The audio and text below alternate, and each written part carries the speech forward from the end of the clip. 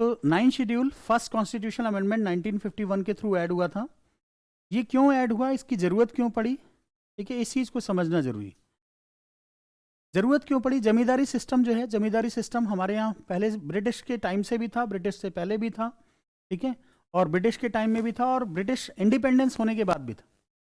जमींदार हुआ करते थे और उनके पास कंसंट्रेशन ऑफ द लैंड हुआ करती थी, सारी लैंड उन्हीं के पास लगभग होती थी और लोग उनकी लैंड पे काम करते थे। अब एक एक पर्सन है जिसके पास बेटा 1000 एकड़ लैंड है और दूसरे बाकी सब लोग जो हैं उनके पास लैंड ही नहीं है, लैंडलेस है। हमारा कॉन्स्टिट्यूशन बोलता था कि हमें सोशलिज्म लेकर आना है। सोशलिज्म मीन्स इगैलिटेरियन सोसाइटी बनानी है, इक्वल सोसाइटी बनानी है। इक्वल सोसाइटी का मतलब क्या होता है कि डिस्ट्रीब्यूशन ऑफ रिसोर्सेज क्या हो, इक्वल हो। अब वैसे तो पॉसिबल नहीं है कि हम जबरदस्ती जमींदार लोगों से लैंड को स्नैच कर लें और स्नैच करके उसको डिस्ट्रीब्यूट करना शुरू करें, जबरदस्ती तो नहीं कर सकते हम। हमारे यहाँ इस तरह का सोशलिज्म नहीं है जैसे चाइना में है, हमारे यहाँ इस तरह का सोशलिज्म नहीं है जैसे रशिया में था। रशिया में क्या हुआ, 1917 में रिवॉल्यूशन आया, 1917 में रशिया में रिवॉल्यूशन हुआ, रशियन रिवॉल्यूशन, और उसने वेरी नेक्स्ट डे क्या किया, जितने भी प्रॉपर्टी थी सबको नेशनलाइज कर दिया। बोला सारी लैंड किसकी है, नेशन की है, कंट्री की है, सारी लैंड किसकी है, स्टेट की है। और फिर स्टेट ने क्या किया, उसको इक्वल डिस्ट्रीब्यूट कर दिया। हमारे यहाँ ऐसा नहीं, हो नहीं सकता, हमारे यहाँ डेमोक्रेसी है। सो स्टेट ऐसे स्नैच नहीं कर सकता किसी से लैंड। स्टेट लेकिन चाहता था कि लैंड का इक्विटेबल डिस्ट्रीब्यूशन हो, इक्वल डिस्ट्रीब्यूशन हो, लोगों के पास लैंड होनी चाहिए। ऐसा नहीं कि सारी लैंड किसी एक के पास आ जाए और बाकी सब लैंडलेस हो जाए। स्टेट चाहता था कि लैंड का डिस्ट्रीब्यूशन हो। लैंड के डिस्ट्रीब्यूशन के लिए सबसे ज़्यादा जरूरी थी कि इस जमींदारी एक्ट को, जमींदारी एबोलिशन एक्ट पास करना पड़ेगा। और उस टाइम पे बेटा हमारे कॉन्स्टिट्यूशन में एक आर्टिकल था, उस टाइम पे एक आर्टिकल हमारे कॉन्स्टिट्यूशन में था फंडामेंटल राइट्स में। फंडामेंटल राइट्स में एक आर्टिकल था, फंडामेंटल राइट्स में आर्टिकल नंबर था 19(1)(f). ये आर्टिकल बोलता था right to property, right to property की बात करता था। और गवर्नमेंट ऑफ इंडिया ये चाहती थी कि इगैलिटेरियन सोसाइटी हो। तो लैंड जो सब्जेक्ट होता है ना, लैंड सब्जेक्ट क्या होता है, स्टेट सब्जेक्ट होता है। Land is a state subject, is a state subject. इस पे स्टेट गवर्नमेंट लॉ बना सकती है। अब स्टेट गवर्नमेंट्स ने क्या किया उस टाइम पे बेटा, एक विनोबा भावे नाम सुना होगा आपने, तो फ्रीडम फाइटर थे विनोबा भावे, विनोबा भावे। इन्होंने एक मोमेंट शुरू किया था, भूदान मोमेंट, भूदान मोमेंट। और ये जमींदारों को परसुएट करते थे कि आप जो है ना भूमि को दान देने की, दान दो, लोग जो भूमि जिनके पास लैंड नहीं है उन लोगों को दान दे दो। तो कुछ जमींदार जो एनलाइटेंड थे उन्होंने तो थोड़ा बहुत दान दे दिया, बाकी कोई दान नहीं देना चाहता था। और हम ये चाहते थे, हमारी गवर्नमेंट, हमारी स्टेट ये चाहती थी कि जो लैंड हो वो डिस्ट्रीब्यूशन हो, इक्वल डिस्ट्रीब्यूशन हो, इक्वल डिस्ट्रीब्यूशन हो। ऐसा ना हो कि लैंड किसी एक पर्सन के पास कंसंट्रेटेड हो जाए। और लैंड क्या है, स्टेट सब्जेक्ट है। स्टेट सब्जेक्ट मतलब स्टेट गवर्नमेंट लॉ बना सकती है, means UP government, Haryana government इस तरह लॉ बना सकती है।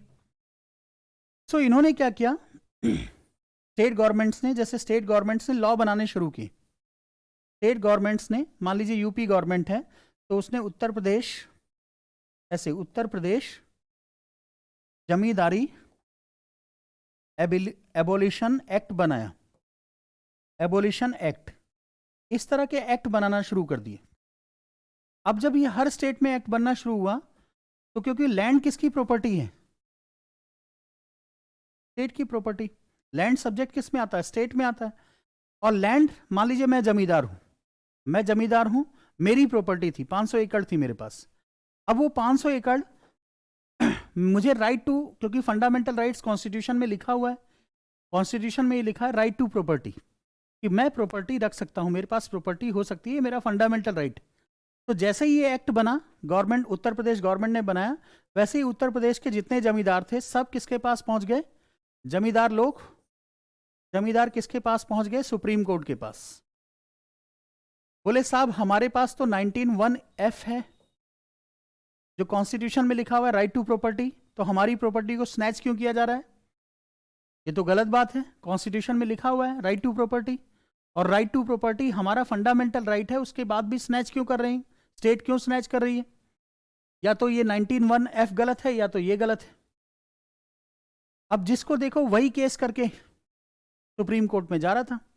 सारे जमींदार केस कर रहे थे कि हमें राइट टू प्रॉपर्टी है। स्टेट गवर्नमेंट, अब क्योंकि फंडामेंटल राइट था right to property, Supreme Court भी क्या करती, उन जमींदारी एबोलिशन एक्ट को नलीफाई कर रही थी कि ये गलत है, ये तो कॉन्स्टिट्यूशन के अगेंस्ट है, कॉन्स्टिट्यूशन में ऐसा लिखा नहीं हुआ। सेंट्रल गवर्नमेंट ये चाहती थी कि ये एक्ट पास हो किसी तरह से भी, क्योंकि इसी एक्ट के थ्रू क्या हो सकता था, जमींदारी को खत्म किया जा सकता था, इकोनॉमिक बैरियर को खत्म किया जा सकता था, इनइक्वालिटी को खत्म किया जा सकता था। तो उस टाइम पे प्राइम मिनिस्टर कौन थे? पंडित जवाहरलाल नेहरू। वो खुद ही सोशलिस्ट थे। उन्होंने सोचा अब कॉन्स्टिट्यूशन में जो लिखा हुआ वो तो लिखा ही रहेगा, उसको तो कुछ कर नहीं सकते। उन्होंने एक नया शेड्यूल बनाया, शेड्यूल 9th, वो ऐड कर दिया शेड्यूल 9th। और इस शेड्यूल को कॉन्स्टिट्यूशन में फर्स्ट अमेंडमेंट 1951 से ऐड किया। फर्स्ट अमेंडमेंट, कॉन्स्टिट्यूशनल अमेंडमेंट 1951 के थ्रू ऐड कर दिया। और ये जितने भी स्टेट के जमींदारी एबोलिशन एक्ट थे ना, जमींदारी एबोलिशन एक्ट, उन सब को बोला कि ये सारे एक्ट इसमें ऐड हो जाएंगे, लैंड रिफॉर्म से रिलेटेड हैं, और ये पूरा शेड्यूल ही लैंड रिफॉर्म से रिलेटेड बना दिया उन्होंने। बोला इंडिया में जितने भी लैंड रिफॉर्म से रिलेटेड एक्ट बनेंगे वो सारे एक्ट इस शेड्यूल में ऐड हो जाएंगे। और कॉन्स्टिट्यूशन में ये लिखवा दिया कि ये जो शेड्यूल 9th है ये beyond the purview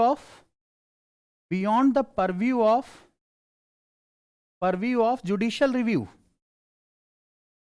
judicial review means इस पे जुडिशरी रिव्यू नहीं कर सकती, जुडिशरी में केस नहीं किया जा सकता। मींस अब उत्तर प्रदेश जमींदारी एबोलिशन एक्ट किस में एंटर हो गया? क्योंकि लैंड रिफॉर्म से रिलेटेड था, किस में आ गया? 9 शेड्यूल में आ गया। अब वो 9 शेड्यूल में जब आ गया, 9 शेड्यूल में आ गया, 9 शेड्यूल में आने के बाद अब उस पर जुडिशियल रिव्यू नहीं हो सकता, केस नहीं हो सकता, क्योंकि एग्जम्प्टेड है। शेड्यूल 9 में लिखा हुआ है कि अगर शेड्यूल 9 में कोई भी एक्ट एंटर कर जाएगा तो उस पर जुडिशियल रिव्यू नहीं हो सकता, उस पर सुप्रीम कोर्ट में केस नहीं हो सकता। तो सुप्रीम कोर्ट में केस ही नहीं हो पाता था। इस तरह से हमने क्या किया, उस लैंड रिफॉर्म को इंप्लीमेंट करने के लिए एक नया शेड्यूल बनाया, शेड्यूल 9। और किस अमेंडमेंट के थ्रू? फर्स्ट अमेंडमेंट 1951 के थ्रू। शेड्यूल 9 लैंड रिफॉर्म करके क्या प्रमोट करना चाहता था? सोशलिज्म। लैंड रिफॉर्म के थ्रू क्या प्रमोट करना चाहता था? सोशलिज्म प्रमोट करना चाहता था। सोसाइटी में इक्वालिटी लाना चाहता था। इनइक्वालिटी को क्या करना चाहता था? कम करना चाहता था, रिड्यूस करना चाहता था। Reduce inequality. इनइक्वालिटी को क्या करना चाहता था? रिड्यूस करना चाहता था। क्लियर हो गया? अब आ गया समझ में? तो ये था शेड्यूल 9। शेड्यूल 9 बोलते हैं इसको। कल क्लास में मैंने बोला था 1 से लेकर 12 शेड्यूल तक मैंने बात की थी। अब बोलते जाइए बेटा, फर्स्ट शेड्यूल किससे रिलेटेड है? इस टेरिटरी। सेकंड शेड्यूल चाहिए बेटा। हाँ हाँ जी बोलिए। ठीक है, खड़े ही हो जाया करिए, ठीक है, आप मानोगे नहीं तो। Union executive. Third, oaths and affirmation. Fourth, seat allocation in the Rajya Sabha. Fifth schedule, administration and management of scheduled areas in except Assam, Meghalaya, Tripura, Mizoram. Fifth schedule में कौन सी 10 स्टेट्स हैं बेटा? कौन सी 10 स्टेट्स मैंने बताई थी? कौन कौन सी स्टेट्स?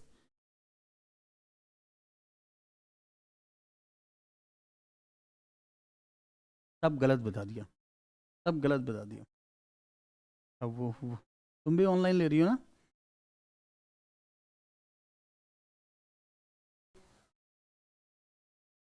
सब गलत है बेटा। आप बताइए, 10 स्टेट्स मैंने बताई थी ना? पढ़ा नहीं? अब पढ़ेंगे। आप बोलिए, 10 स्टेट्स मैंने बताई थी कल। झारखंड सही है। जो क्लास में बैठते हैं वो कुछ ना कुछ सही जरूर बोल देते हैं, पूरा सही ना बोल पाए तो भी उनको कुछ ना कुछ जरूर याद रहता है कि हाँ ये बोला था। Rajasthan, very good. हिमाचल प्रदेश, राजस्थान, गुजरात, ठीक है, मध्य प्रदेश, महाराष्ट्र, ठीक है, झारखंड, छत्तीसगढ़, तेलंगाना, आंध्र प्रदेश, उड़ीसा। खत्म। 10 स्टेट थी। 10 स्टेट थी जो शेड्यूल 5 शेड्यूल 5 है हमारा, उसमें 10 स्टेट्स कवर होती हैं। कौन सी 10 स्टेट्स हैं?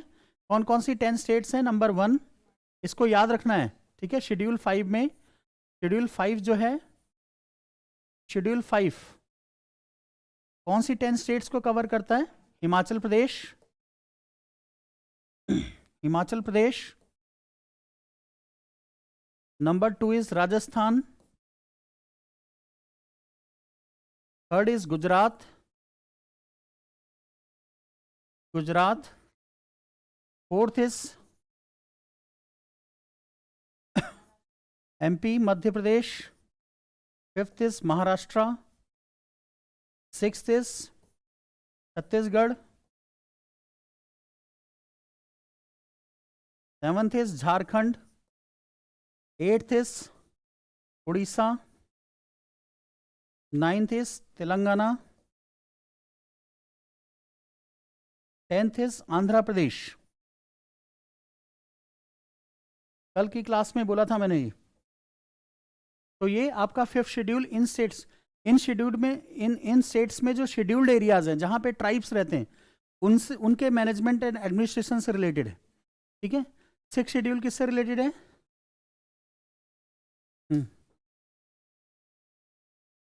असम, हाँ, त्रिपुरा, मिजोरम, ठीक है। 7th शेड्यूल 3 लिस्ट, कौन कौन सी लिस्ट हैं? Union list, state list and concurrent. 8th schedule, very good. 9th schedule, अभी तो बताया था ना like, land reforms, land reforms.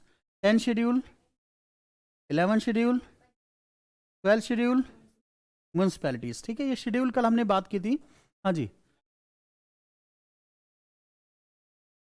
Jharkhand है बेटा, वो झारखंड है ये।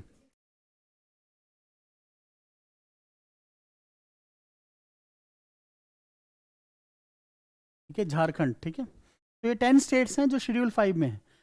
जिन्होंने बेटा आज ज्वाइन किया है, कोई दिक्कत नहीं, इनको हम बताएंगे ये सब, ठीक है। 2 क्लासेस मिस हुई हैं आपकी, तो वो अभी रिकॉर्डिंग भी दे देंगे, फिर बता भी देंगे। नेक्स्ट देखिए, salient features of Indian constitution. Next topic is salient features of, salient features of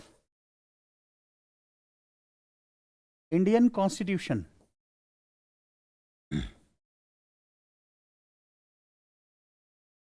Indian constitution के सैलिएंट फीचर्स क्या हैं? फीचर्स क्या हैं? Number 1, Indian constitution is written constitution, written constitution, it is written, written constitution. ये written constitution है बेटा, लिखा हुआ है, it is written constitution, written constitution है ये, ठीक है, लिखा हुआ है, रिटन में है। रिटन इसलिए बोलते हैं कि आप इंडियन कॉन्स्टिट्यूशन की ना एक बुक देखोगे, ये कॉन्स्टिट्यूशन है, वेयर एक्ट बोलते हैं इसको, ये कॉन्स्टिट्यूशन ऑफ इंडिया है। तो रिटन डॉक्यूमेंट है, कोडिफाइड है। कोडिफाइड का मतलब 1 2 3 ऐसे आर्टिकल लिखे हुए हैं इसमें, 1 2 3 4 5 6 7 8। कोडिफाइड है, सिस्टमैटिक, ठीक है, कोडिफाइड है, सिस्टमैटिक है, तो इसको हम इंडियन कॉन्स्टिट्यूशन बोलते हैं। डॉक्यूमेंट है ये पूरा का पूरा, तो रिटन है। इसका मतलब अनरिटन भी होता है क्या?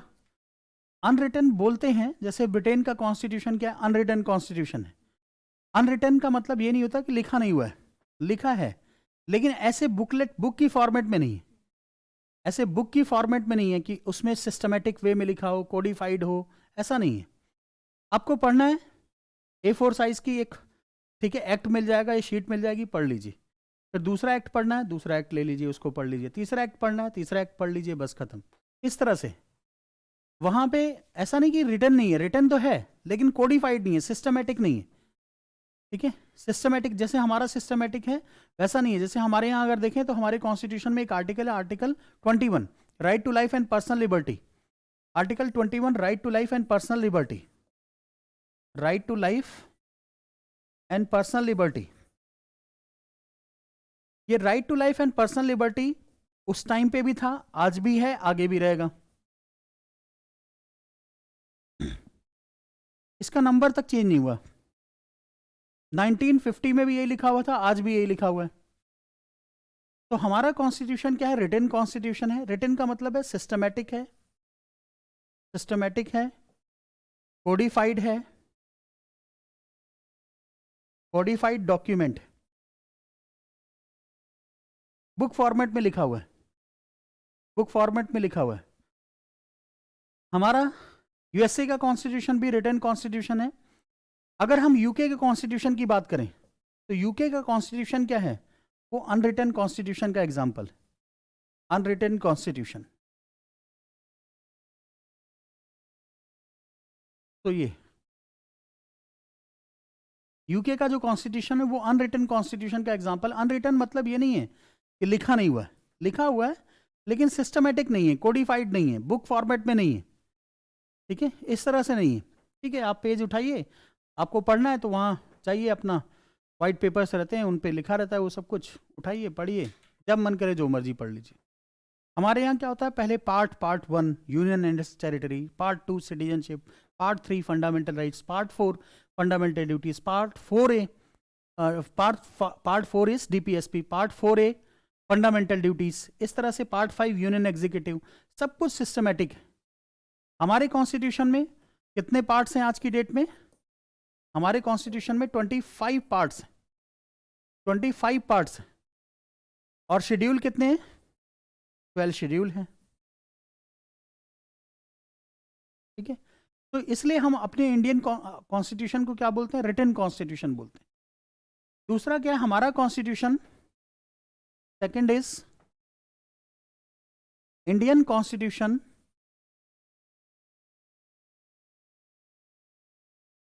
is lengthy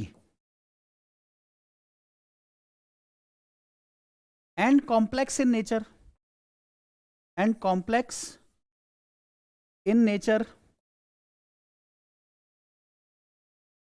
It means lengthy, lengthy का मतलब बहुत बड़ा है। आप सोचिए बेटा, आज 450 प्लस आर्टिकल्स, इतने आर्टिकल्स हैं।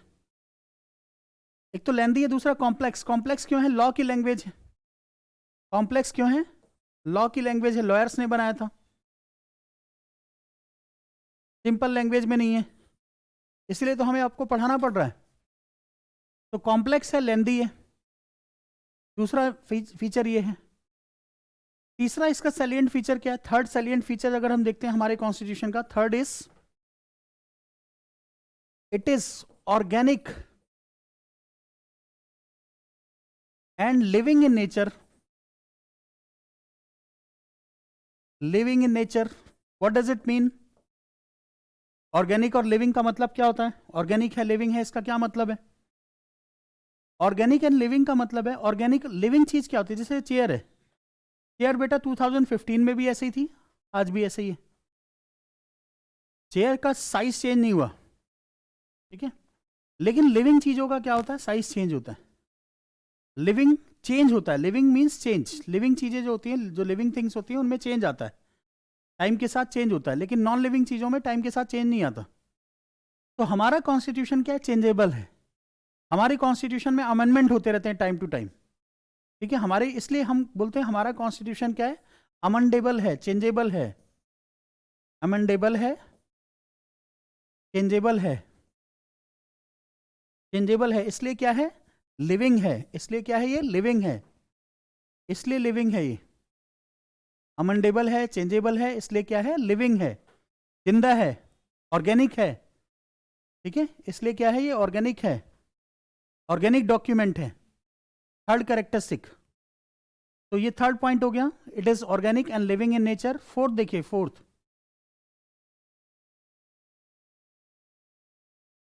It tells about principles and functions, principles and functions of organs of government of state।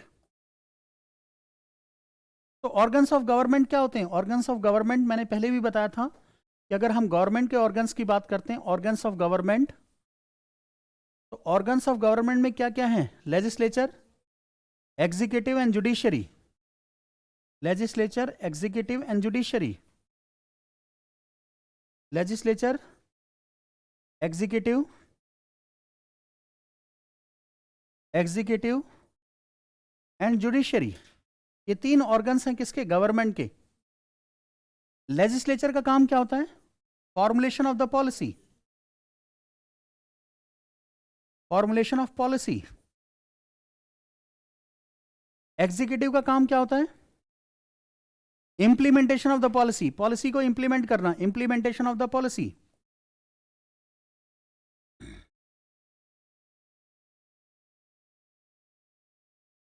Of the policy. Third is judiciary, judiciary का काम क्या होता है?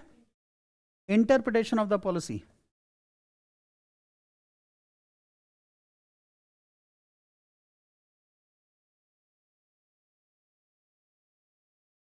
लेजिस्लेचर का काम क्या है? Formulation of policy. एग्जीक्यूटिव का काम क्या है? Implementation of policy. And judiciary का काम क्या है? Interpretation of the policy. ये सब फंक्शंस है, कहां लिखे हैं? कॉन्स्टिट्यूशन में लिखे हैं। And legislature will never interfere in the functions of executive, executive will never interfere in the matters of judiciary. ये इसमें इसके मैटर में इंटरफेयर नहीं करेगा, मींस लेजिस्लेचर इंप्लीमेंटेशन का काम नहीं करेगा, और एग्जीक्यूटिव जुडिशरी का काम नहीं करेगा, जुडिशरी एग्जीक्यूटिव का काम नहीं करेगा। तो इस प्रिंसिपल को हम क्या बोलते हैं? Principle of separation of power, principle of separation of power, separation of power. और ये कहां लिखा हुआ है? कॉन्स्टिट्यूशन में। तो कॉन्स्टिट्यूशन से हमें पता चलता है कि ऑर्गन्स क्या हैं, उनके फंक्शंस क्या हैं, उनका वो किस प्रिंसिपल पे बेस्ड है, किस प्रिंसिपल पे बेस्ड है। ये सारी चीजें कहां से पता चलती हैं? कॉन्स्टिट्यूशन से पता चलती हैं, कॉन्स्टिट्यूशन से पता चलती हैं। ठीक है, नेक्स्ट देखिए, हमारा जो कॉन्स्टिट्यूशन है ना, देखिए बेटा, कॉन्स्टिट्यूशन ये हमारे यहाँ सिंगल कॉन्स्टिट्यूशन है। कॉन्स्टिट्यूशन हमारे यहाँ सिंगल है, सिर्फ एक ही कॉन्स्टिट्यूशन है। हमारे यहाँ यूएस की तरह नहीं है। यूएस में हर स्टेट में अपना अपना कॉन्स्टिट्यूशन होता है। जैसे वहाँ एक सेंटर का कॉन्स्टिट्यूशन होता है, ऐसे ही एक स्टेट का भी कॉन्स्टिट्यूशन। हमारे यहाँ हरियाणा का कॉन्स्टिट्यूशन नहीं है। हमारे यहाँ सिर्फ एक ही कॉन्स्टिट्यूशन है, सिंगल कॉन्स्टिट्यूशन है। और हमारे यहाँ सिंगल सिटीजनशिप है, हमारे यहाँ डबल सिटीजनशिप नहीं है। हमारे यहाँ ऐसा नहीं होता कि हम हरियाणा के भी सिटीजन हो और इंडिया के भी सिटीजन हो। लेकिन यूएसए में ऐसा होता है, यूएसए में आप कैलिफोर्निया के भी सिटीजन हैं, आप यूएसए के भी सिटीजन हैं। तो वहाँ डबल सिटीजनशिप का कॉन्सेप्ट है, डबल कॉन्स्टिट्यूशन का कॉन्सेप्ट है। हमारे यहाँ ऐसा नहीं है, हमारे यहाँ सिंगल सिटीजनशिप का कॉन्सेप्ट है, सिंगल कॉन्स्टिट्यूशन का कॉन्सेप्ट है। और इसी सिंगल कॉन्स्टिट्यूशन से अगर हम देखें, यहाँ central government, central, state government और लोकल बॉडीज, लोकल बॉडीज का मतलब पंचायती राज इंस्टीट्यूशन एंड म्युनिसिपैलिटीज, इन सबको पावर इसी कॉन्स्टिट्यूशन से मिलती है। सेंट्रल गवर्नमेंट को भी पावर इसी से मिलती है, स्टेट गवर्नमेंट को भी पावर इसी से मिलती है। और लोकल बॉडीज के लिए 2 अमेंडमेंट कर रखे हमने, 73rd कॉन्स्टिट्यूशनल अमेंडमेंट एक्ट 1992, और दूसरा ये किसके लिए? 73rd पंचायती राज इंस्टीट्यूशन के लिए। और एक अमेंडमेंट हमने कर रखा है 74th कॉन्स्टिट्यूशनल अमेंडमेंट एक्ट 1992, किसके लिए? म्युनिसिपैलिटीज के लिए बना हुआ है, म्युनिसिपैलिटीज के लिए। तो इनको भी पावर कहां से मिलती है? कॉन्स्टिट्यूशन से मिलती है। इवन सेंट्रल गवर्नमेंट और स्टेट गवर्नमेंट के बीच में जो रिलेशनशिप है उसको भी कौन डिटरमाइन करेगा? कॉन्स्टिट्यूशन। स्टेट गवर्नमेंट और लोकल बॉडीज के बीच में जो रिलेशनशिप है उसको भी कौन डिटरमाइन करेगा? कॉन्स्टिट्यूशन। सेंट्रल गवर्नमेंट और लोकल बॉडीज के बीच में जो रिलेशनशिप है उसको कौन डिटरमाइन एंड डिफाइन करेगा? कॉन्स्टिट्यूशन। कौन बताएगा? ये same constitution, same constitution. And this is a type of Indian federalism, इसी को हम बोलते हैं इंडियन फेडरलिज्म। हमने फेडरेशन को ना, जो फेडरलिज्म का कॉन्सेप्ट होता है उसको क्या कस्टमाइज कर लिया है, अपने अकॉर्डिंग कर लिया। कस्टमाइज का मतलब अपने अकॉर्डिंग कर लिया। वैसे फेडरेशन ये नहीं होता। India is not a true federation, India is not a true federation, India is a quasi federation, quasi federation, quasi federation. ये सब कहां लिखा हुआ है? Quasi federation, quasi federation. True federation क्या होता है? ट्रू फेडरेशन देखें, जैसे यूएसए क्या है? ट्रू फेडरेशन है। अगर हम यूएसए की बात करें, फेडरेशन का मतलब पता क्या होता है? 2 गवर्नमेंट होना। फेडरेशन का बेसिक मीनिंग होता है 2 गवर्नमेंट्स, मीन्स सेंट्रल लेवल पे भी गवर्नमेंट हो, स्टेट लेवल पे भी गवर्नमेंट हो। हमारे यहाँ भी ऐसा ही होता है, सेंट्रल लेवल पे भी गवर्नमेंट है, स्टेट लेवल पे भी, हरियाणा गवर्नमेंट भी है, सेंट्रल गवर्नमेंट भी है। तो फेडरेशन तो है, हम स्ट्रक्चरली हम फेडरेशन है, लेकिन हमने ट्रू फेडरेशन को अडॉप्ट नहीं कर रखा। क्योंकि ट्रू फेडरेशन में पता क्या होता है, दो कॉन्स्टिट्यूशन होते हैं, एक सेंट्रल कॉन्स्टिट्यूशन होता है, एक स्टेट कॉन्स्टिट्यूशन। ट्रू फेडरेशन में क्या होता है, डबल सिटीजनशिप होती है। एक सेंट्रल गवर्नमेंट के हम क्या होते हैं, इंडिया के भी सिटीजन होंगे और हरियाणा के भी, लेकिन हमारे यहाँ ऐसा नहीं है। तो अगर यूएस फेडरेशन और इंडियन फेडरेशन में डिफरेंस देखते हैं हम, US federation is an example of true federation. तो यहाँ पे क्या होता है, फेडरेशन में हमेशा टू गवर्नमेंट्स होती हैं, टू गवर्नमेंट्स होती हैं, एक सेंट्रल लेवल पे होती है, एक तो सेंट्रल गवर्नमेंट होती है, और एक क्या होता है, स्टेट गवर्नमेंट होती है, स्टेट गवर्नमेंट होती है। ट्रू फेडरेशन में हमेशा टू कॉन्स्टिट्यूशंस होते हैं। ट्रू फेडरेशन में हमेशा डबल सिटीजनशिप होती है, डबल सिटीजनशिप होती है, ठीक है, डबल सिटीजनशिप होती है। हमारे यहाँ इंडियन फेडरेशन में हमने एक ही चीज मान रखी है, बस टू गवर्नमेंट्स, बस ये कॉन्सेप्ट हमने अडॉप्ट कर रखा है, इंडियन फेडरेशन। सेकंड, और यहां पे ना ट्रू फेडरेशन में देखना, जुडिशरी भी दो होती हैं, एक सेंट्रल जुडिशरी होती है, सेंट्रल जुडिशरी होती है जो सेंट्रल कॉन्स्टिट्यूशन को इंप्लीमेंट करती है, उसको हम बोलते हैं सेंट्रल जुडिशरी। और एक होती है स्टेट जुडिशरी जो स्टेट के कॉन्स्टिट्यूशन पे जजमेंट देती है, स्टेट के कॉन्स्टिट्यूशन पे जजमेंट देती है, ठीक है। वहां दो टाइप की जुडिशरी होती है। हमारे यहाँ तो एक जुडिशरी क्या है, इंटीग्रेटेड जुडिशरी है, सारी जुडिशरी एक ही कॉन्स्टिट्यूशन को फॉलो करेगी। वहां पे अलग अलग जुडिशरी होती है, जो वहां का हाई कोर्ट होगा वो वहां के स्टेट के कॉन्स्टिट्यूशन को मानेगा, और जो वहां का सेंट्रल कोर्ट होगा, जो वहां का सुप्रीम कोर्ट होगा, वो क्या करेगा, सेंट्रल कॉन्स्टिट्यूशन को मानेगा। तो वहां डबल जुडिशरी है। हमारे यहाँ single integrated judiciary, means lower court हो वो भी वही कॉन्स्टिट्यूशन मानेगा, हाई कोर्ट हो वो भी वही कॉन्स्टिट्यूशन मानेगा, आपका सुप्रीम कोर्ट हो वो भी वही कॉन्स्टिट्यूशन मानेगा। लेकिन वहां पे ऐसा नहीं है, कैलिफोर्निया का अपना कॉन्स्टिट्यूशन है, तो कैलिफोर्निया हाई कोर्ट जो होगी उस कॉन्स्टिट्यूशन के बेसिस पे जजमेंट देगी, ठीक है। और अगर यूएसए का है, सेंट्रल गवर्नमेंट का है, तो यूएसए का अपना फेडरल कोर्ट होगा, उस अगर यूएसए सेंट्रल लेवल पे कोई केस है तो वो उस कॉन्स्टिट्यूशन को फॉलो करेगा। लेकिन हमारे यहाँ ऐसा कुछ नहीं है, बस हमारे यहाँ टू गवर्नमेंट्स हैं। सेकेंड है सिंगल कॉन्स्टिट्यूशन है हमारा, हम डबल कॉन्स्टिट्यूशन नहीं रखते, सिंगल कॉन्स्टिट्यूशन। थर्ड इज हमारे यहाँ सिंगल सिटीजनशिप का कॉन्सेप्ट है, सिंगल सिटीजनशिप का कॉन्सेप्ट है। फोर्थ इज हमारे यहाँ सिंगल इंटीग्रेटेड जुडिशरी है, सिंगल इंटीग्रेटेड जुडिशरी है, सिंगल इंटीग्रेटेड जुडिशरी है। तो ये डिफरेंस है। हमने क्या किया, फेडरेशन के कॉन्सेप्ट को कस्टमाइज कर लिया। कस्टमाइज का मतलब अपने अकॉर्डिंग बना लिया, हमें जो जरूरत थी हमने वो ले लिया, बाकी दूसरी चीजें हमने अडॉप्ट कर ली, ठीक है। सो ये डिफरेंस है यूएस फेडरेशन और इंडियन फेडरेशन में। फेडरेशन का मतलब होता है कि दो पावर ऑफ यूनिट्स होना, जैसे सेंट्रल गवर्नमेंट में एक, ठीक है, पावर यूनिट है और एक स्टेट गवर्नमेंट में, उसी को फेडरेशन बोलते हैं। लेकिन जो ट्रू फेडरेशन है, यूएस फेडरेशन, वो ट्रू फेडरेशन है। ट्रू फेडरेशन का एग्जांपल क्या होता है, टू गवर्नमेंट्स होनी चाहिए, टू कॉन्स्टिट्यूशंस होना चाहिए, टू डबल सिटीजनशिप होनी चाहिए, और सेंट्रल जुडिशरी अलग होनी चाहिए, स्टेट जुडिशरी अलग होनी चाहिए। हमारे यहाँ क्या होता है, टू गवर्नमेंट्स तो हैं लेकिन सिंगल कॉन्स्टिट्यूशन है, सिंगल सिटीजनशिप है, और single integrated judiciary. Single integrated judiciary का मतलब होता है हमारे यहाँ भी सबऑर्डिनेट कोर्ट होते हैं, डिस्ट्रिक्ट कोर्ट होते नहीं होते, होते हैं, हाई कोर्ट भी होता है, सुप्रीम कोर्ट भी होता है, लेकिन तीनों एक ही कॉन्स्टिट्यूशन को मानते हैं।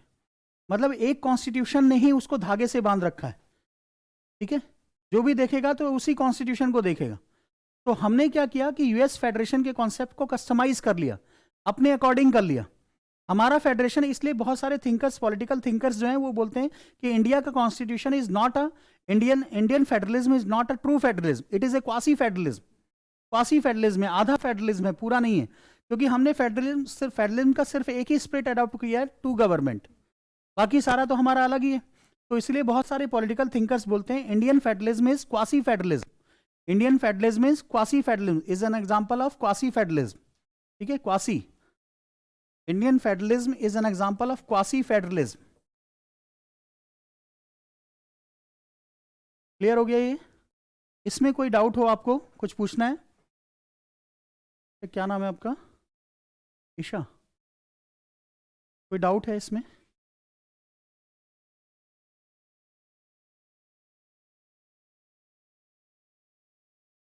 तो ये होता बेटा, हमारे यहाँ हरियाणा का भी कॉन्स्टिट्यूशन होता, हरियाणा में भी हाई कोर्ट जो होता हरियाणा की कॉन्स्टिट्यूशन के अकॉर्डिंग जजमेंट देता। अगर ट्रू फेडरेशन होता तो ये कंडीशन रहती हमारे यहाँ। और हमारे यहाँ जब ट्रू, देखिए, और दूसरा पता क्या होता है, हमारा फेडरेशन और उसके फेडरेशन में एक और डिफरेंस है, मेजर डिफरेंस ये है कि हमारा जो फेडरेशन है indestructible union of destructible states है।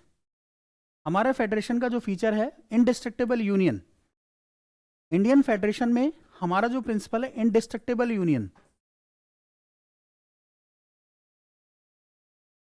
Union of destructible states, of destructible states, destructible states. क्या मतलब है इसका? कि हमारा यूनियन नहीं टूट सकता, यूनियन नहीं टूट सकता मींस अगर जम्मू एंड कश्मीर ये बोले कि मैं इंडिया से बाहर चला जाऊंगा तो पॉसिबल नहीं है, इंडिया से बाहर नहीं जा सकता। जैसे तेलंगाना था, तेलंगाना किससे सेपरेट हुआ? आंध्र प्रदेश से। तेलंगाना को अगर कोई प्रॉब्लम थी तो तेलंगाना ये बोल सकता है कि ठीक है मुझे प्रॉब्लम है, मैं एक अलग स्टेट बनना चाहता हूं, लेकिन तेलंगाना ये नहीं बोल सकता कि मैं इंडिया से बाहर जाना चाहता हूं, ये नहीं हो सकता। इनडिस्ट्रक्टेबल यूनियन है, यूनियन ब्रेक नहीं कर सकता। सिर्फ स्टेट्स ऑफ डिस्ट्रक्टेबल स्टेट्स, ये लिखा ना डिस्ट्रक्टेबल स्टेट्स, स्टेट टूट सकती हैं। जैसे 1 जनवरी, ठीक है, आप देखिए 14 2 जून, 2 जून 2014 ये डेट थी। कौन सेपरेट हुआ था? तेलंगाना सेपरेट हुआ। तेलंगाना सेपरेट हुआ किससे? आंध्र प्रदेश, फ्रॉम आंध्र प्रदेश, आंध्र प्रदेश से सेपरेट हुआ, आंध्र प्रदेश से सेपरेट हो गया, कोई बात नहीं, लेकिन है तो इंडियन यूनियन में ही ना। तो हमारा जो यूनियन है, हमारा जो फेडरलिज्म है वो इस प्रिंसिपल पे बेस्ड है, indestructible union of destructible states. और अगर मान लीजिए यूएसए के फेडरलिज्म पे बेस्ड होता तो यूएसए का फेडरलिज्म पता क्या बोलता है? Destructible union.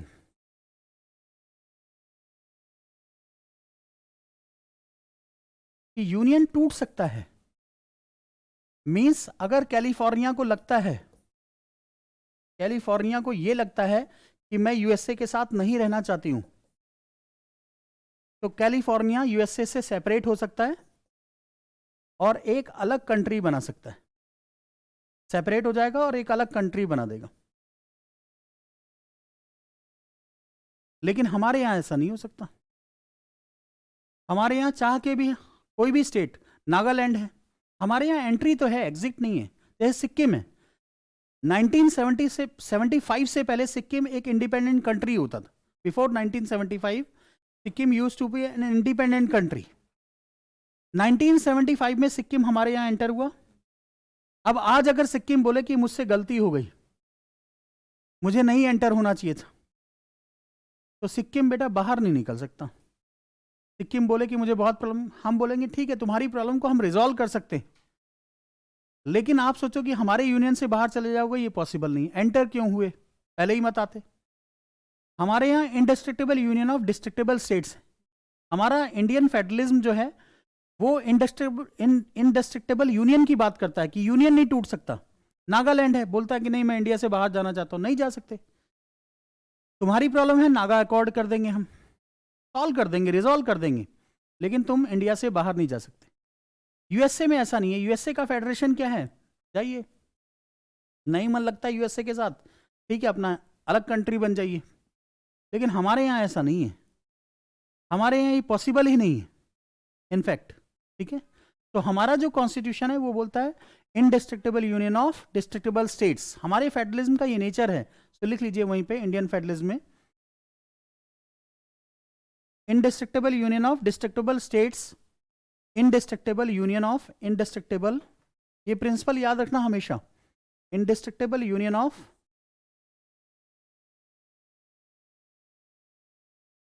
Of destructible states.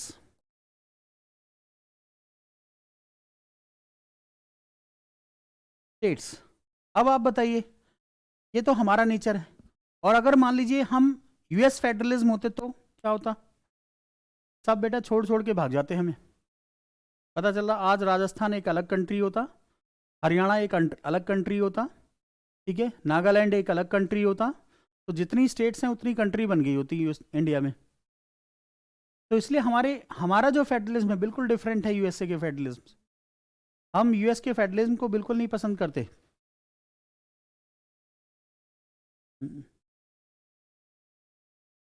एक और डिफरेंस है हमारे यहाँ और उनके यहाँ।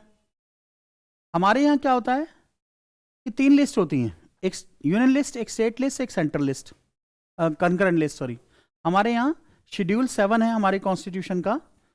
उस शेड्यूल 7 में ना 3 लिस्ट होती हैं, union list, state list and concurrent list. Concurrent list, ये 3 लिस्ट हैं। यूनियन लिस्ट में जितने सब्जेक्ट्स होते हैं, जैसे माइनिंग यूनियन लिस्ट का सब्जेक्ट है, डिफेंस यूनियन लिस्ट का सब्जेक्ट है। इन पे जो यूनियन लिस्ट में 100 सब्जेक्ट्स हैं आज की डेट में, तो 100 सब्जेक्ट्स पे लॉ कौन बनाएगा? Union government, central government law बनाएगी, यूनियन गवर्नमेंट लॉ बनाएगी।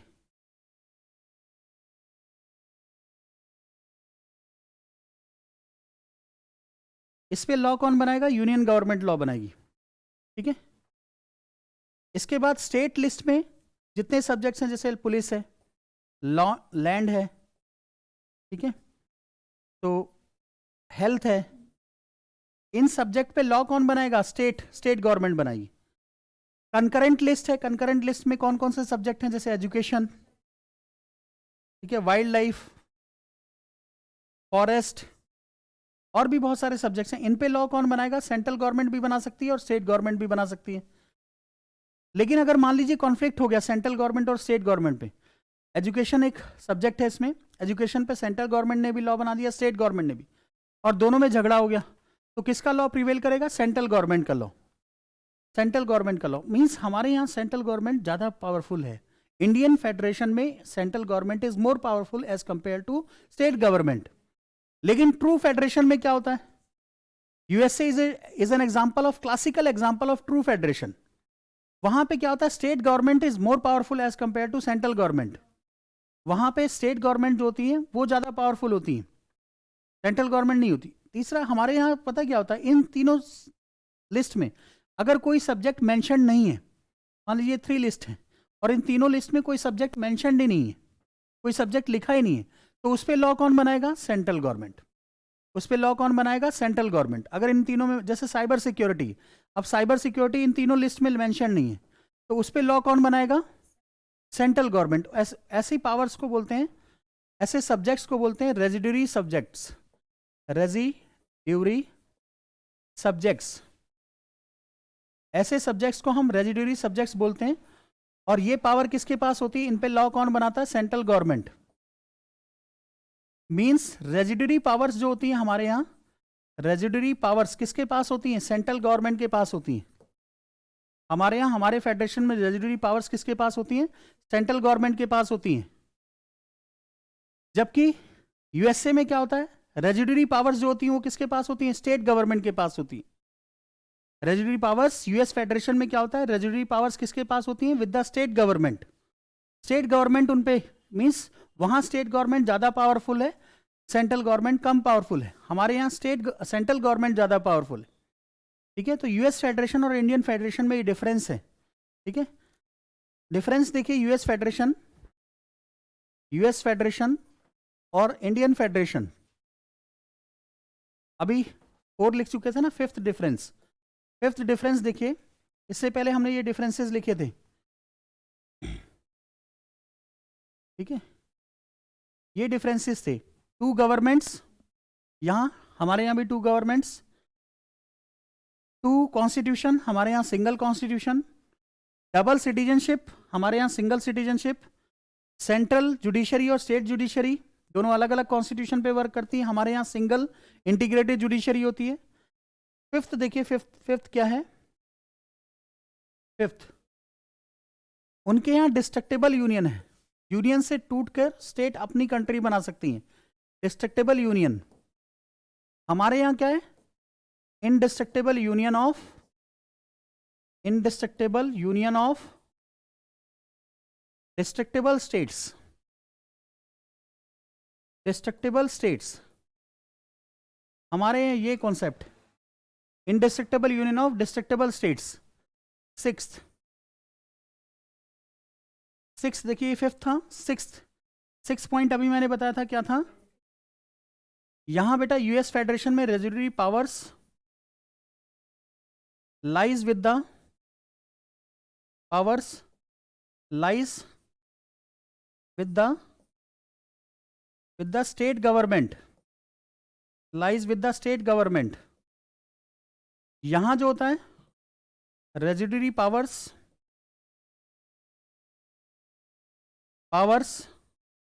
Lies with the central government. हमारे यहां सेंट्रल गवर्नमेंट ज्यादा पावरफुल होती है, central government is more powerful,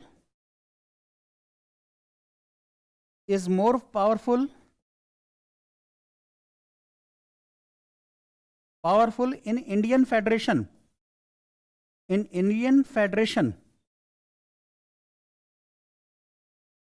जबकि यहां क्या होता है, state government is more powerful. State government, इसमें क्या होता है, state government is more powerful,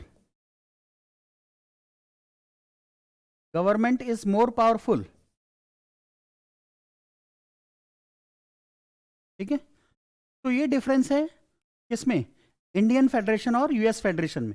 तो इसीलिए हम बोलते हैं कि Indian federation is not true federation, Indian federation is a quasi federal. Quasi federal, true federation का एग्जांपल अगर कोई देखेगा तो यूएसए है ट्रू फेडरेशन, हमारे यहाँ नहीं है, हमारे यहाँ क्वासी फेडरेशन है।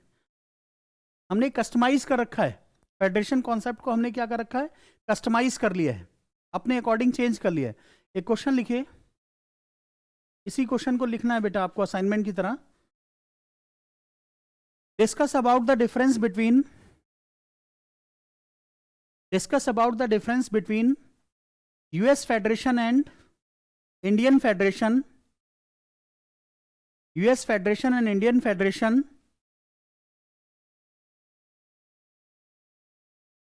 Indian Federation, why Indian Federation is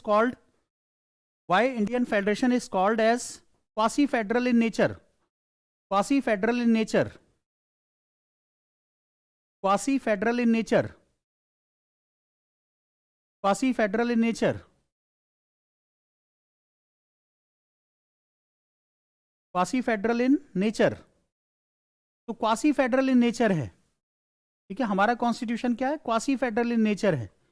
तो कॉन्स्टिट्यूशन की कुछ कैरेक्टरिस्टिक हमने बताई थी, ये सारी कैरेक्टरिस्टिक हैं, ठीक है, कॉन्स्टिट्यूशंस की। ये फेडरेशन का कॉन्सेप्ट कहाँ से पता चला, कॉन्स्टिट्यूशन से पता चलता है, इंडियन फेडरेशन बोलते हैं इसको। इसके बाद देखिए नेक्स्ट फीचर है, Indian constitution is a borrowed constitution, Indian constitution is a borrowed constitution.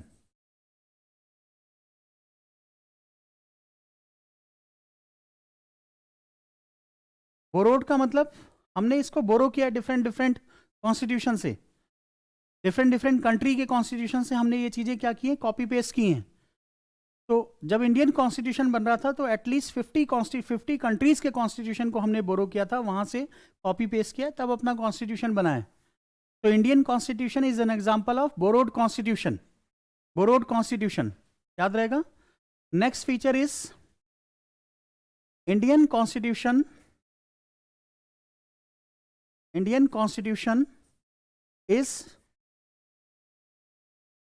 is largely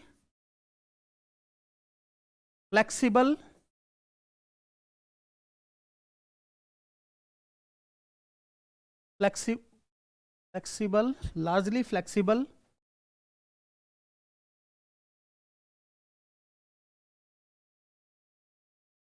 largely flexible,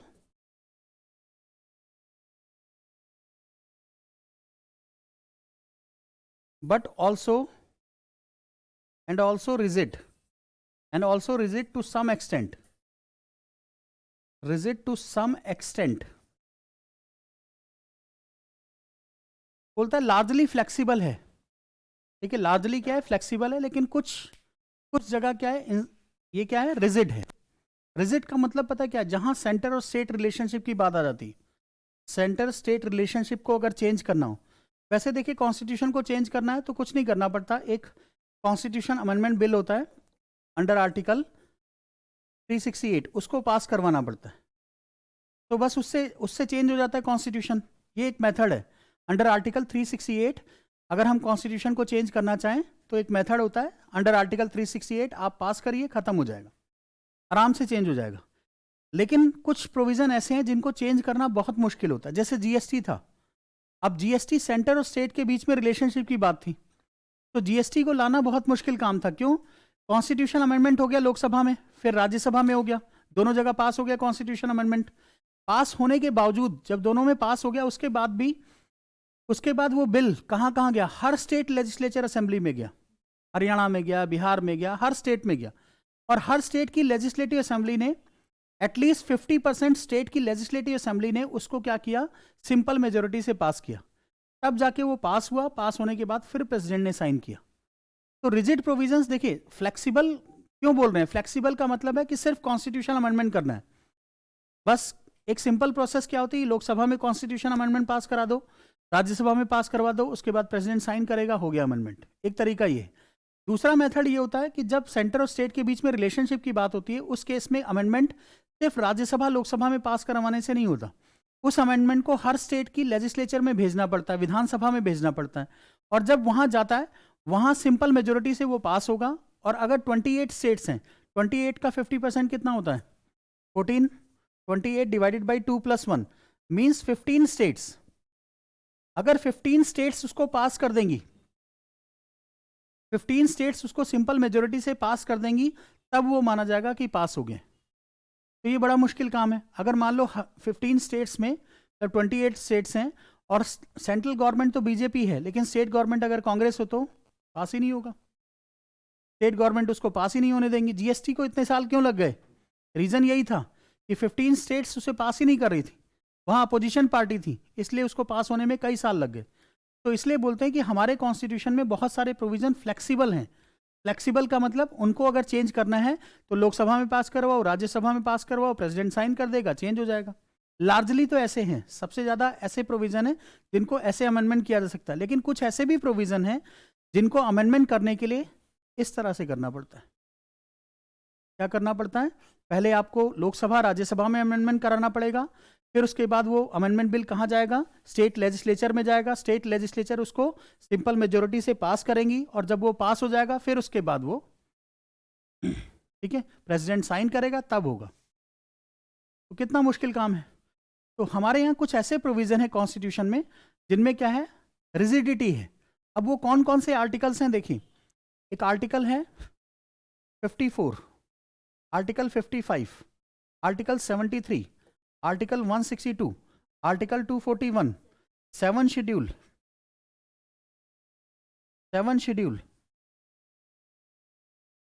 constitutional amendment article, constitutional amendment bill under article act 368। अगर आर्टिकल 368 को चेंज करना हो तो भी यही करना पड़ेगा, पहले लोकसभा में पास करवाओ, फिर राज्यसभा में पास करवाओ, फिर स्टेट लेजिस्लेचर में लेकर जाओ, और मोर देन 50% स्टेट लेजिस्लेचर उसको सिंपल मेजोरिटी से पास करेंगी। सिंपल मेजोरिटी क्या होता है बेटा, सिंपल मेजोरिटी होता है, जैसे मान लीजिए बार बार मैं सिंपल मेजोरिटी बोल रहा हूँ, अभी मैं मेजोरिटी भी पढ़ाऊंगा। सिंपल मेजोरिटी, सिंपल मेजोरिटी का मतलब होता है, इस क्लास में मान लीजिए 20 स्टूडेंट्स हैं, प्रेजेंट हैं, और 20 स्टूडेंट्स में से 5 स्टूडेंट बोलते हैं कि हम वोटिंग में पार्टिसिपेट नहीं करेंगे, हम वोटिंग में पार्टिसिपेट नहीं करेंगे। तो आप बताइए इस क्लास में प्रेजेंट एंड वोटिंग कितने होंगे, 15 लोग होंगे ना। इस क्लास में मान लीजिए 20 स्टूडेंट्स हैं, 20 स्टूडेंट्स में से 5 स्टूडेंट्स ये बोलते हैं कि हम पार्टिसिपेट नहीं करेंगे वोटिंग में, एब्सटेन फ्रॉम वोटिंग करेंगे, मतलब 5 लोग तो वोटिंग में पार्टिसिपेट ही नहीं करेंगे। अब कितने बच गए, 15। तो 15 कितने हो गए प्रेजेंट एंड वोटिंग, जो प्रेजेंट भी होंगे और वोटिंग में भी पार्टिसिपेट करेंगे। और जो 5 लोग हैं वो बोलते हैं हम वोटिंग में पार्टिसिपेट नहीं करेंगे लेकिन इस क्लास में बैठे रहेंगे, डिबेट में पार्टिसिपेट करेंगे, डिस्कशन में पार्टिसिपेट करेंगे, वोटिंग में पार्टिसिपेट नहीं करेंगे और बैठे भी रहेंगे, तो उनको प्रेजेंट एंड वोटिंग में नहीं काउंट किया जाता। प्रेजेंट एंड वोटिंग में 15 ही रहेंगे। अब सिंपल मेजोरिटी का मतलब होता है more than 50% of present and voting. तो 50% कितना होगा, 15 divided by present and voting 15 था, डिवाइडेड बाई 2 + 1 7.5 + 1 कितना हो गया 8.5।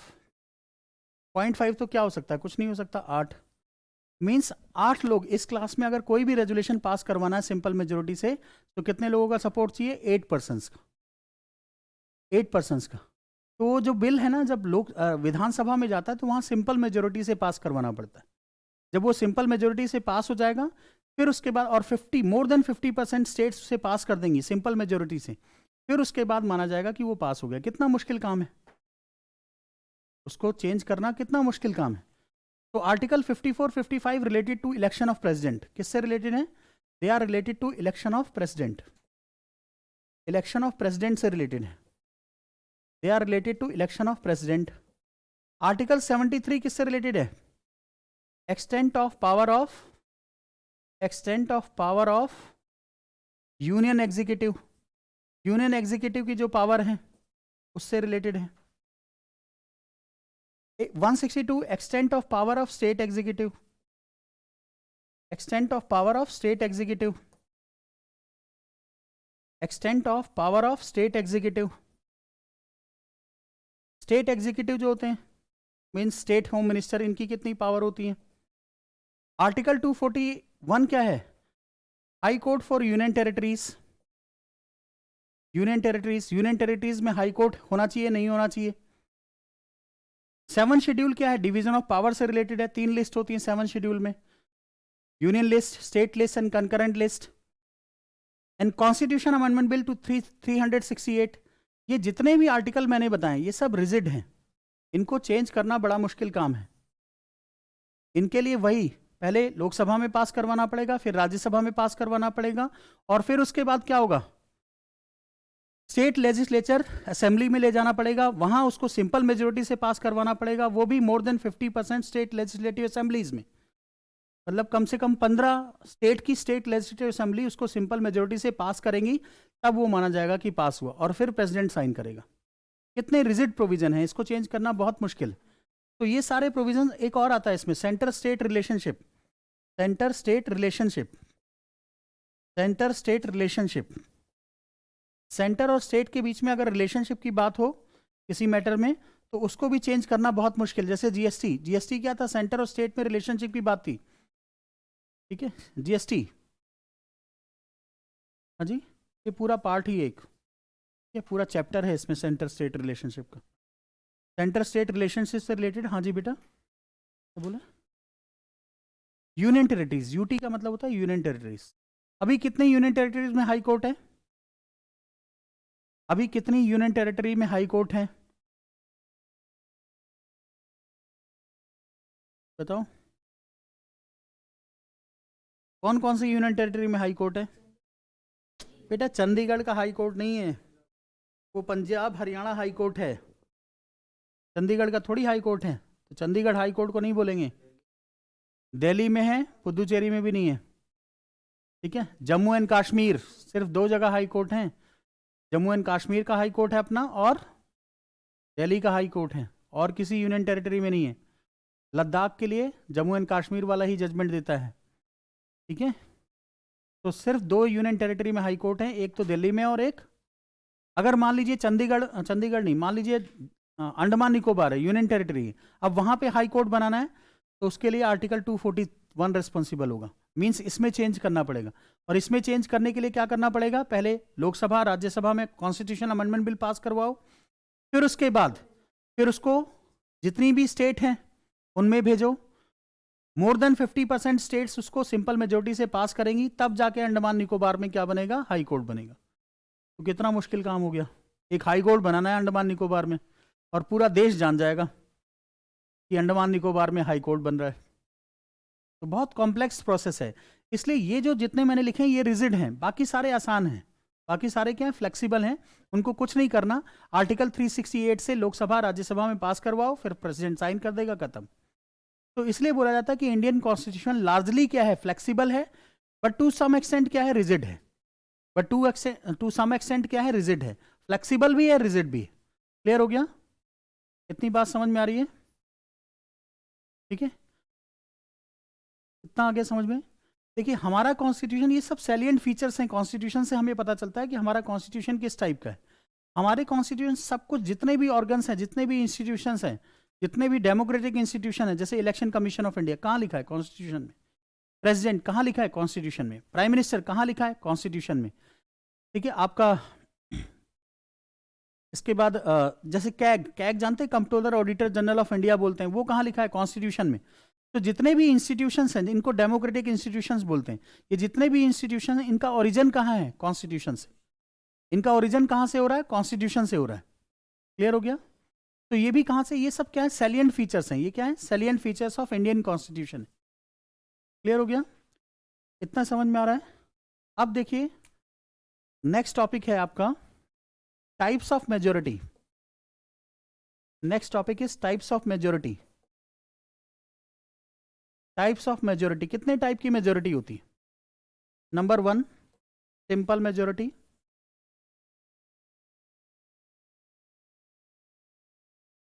Number 2 absolute majority, number 2 absolute majority, number 3 effective majority,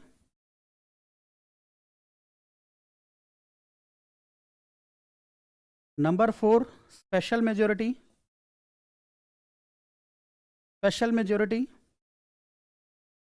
और ये जो स्पेशल मेजोरिटी होती है, ये भी 3 टाइप की होती है। Special majority under article 249, under article 368, under article 61, under article 61। तो 3 टाइप की स्पेशल मेजोरिटी होती है, under article 249, under article 368, under article 61, under article 61। Special majority 3 type की होती है। टाइप्स ऑफ मेजोरिटी 4 टाइप की हैं, simple majority, absolute majority, effective majority, special majority. And special majority under article 249, under article 368, under article 61। ठीक है, constitution में क्या होता है, कॉन्स्टिट्यूशन जो बुक है ना, उसके अंदर पार्ट्स होते हैं, पार्ट्स के अंदर चैप्टर्स होते हैं, चैप्टर्स के अंदर आर्टिकल्स होते हैं। जो सेक्शंस होते हैं ना, वो हमेशा एक्ट में होते हैं, जैसे आईपीसी सेक्शन दिस, तो उनको सेक्शंस बोलते हैं। लेकिन कॉन्स्टिट्यूशन में क्या होते हैं, आर्टिकल्स होते हैं। तो आर्टिकल 249 एक स्पेशल टाइप की majority, article 368 special majority, article 61 एक स्पेशल मेजोरिटी। ठीक है, अब एक एक को डिस्कस करते हैं हम। सिंपल मेजोरिटी देखिए, सिंपल मेजोरिटी क्या होती है। सिंपल मेजोरिटी,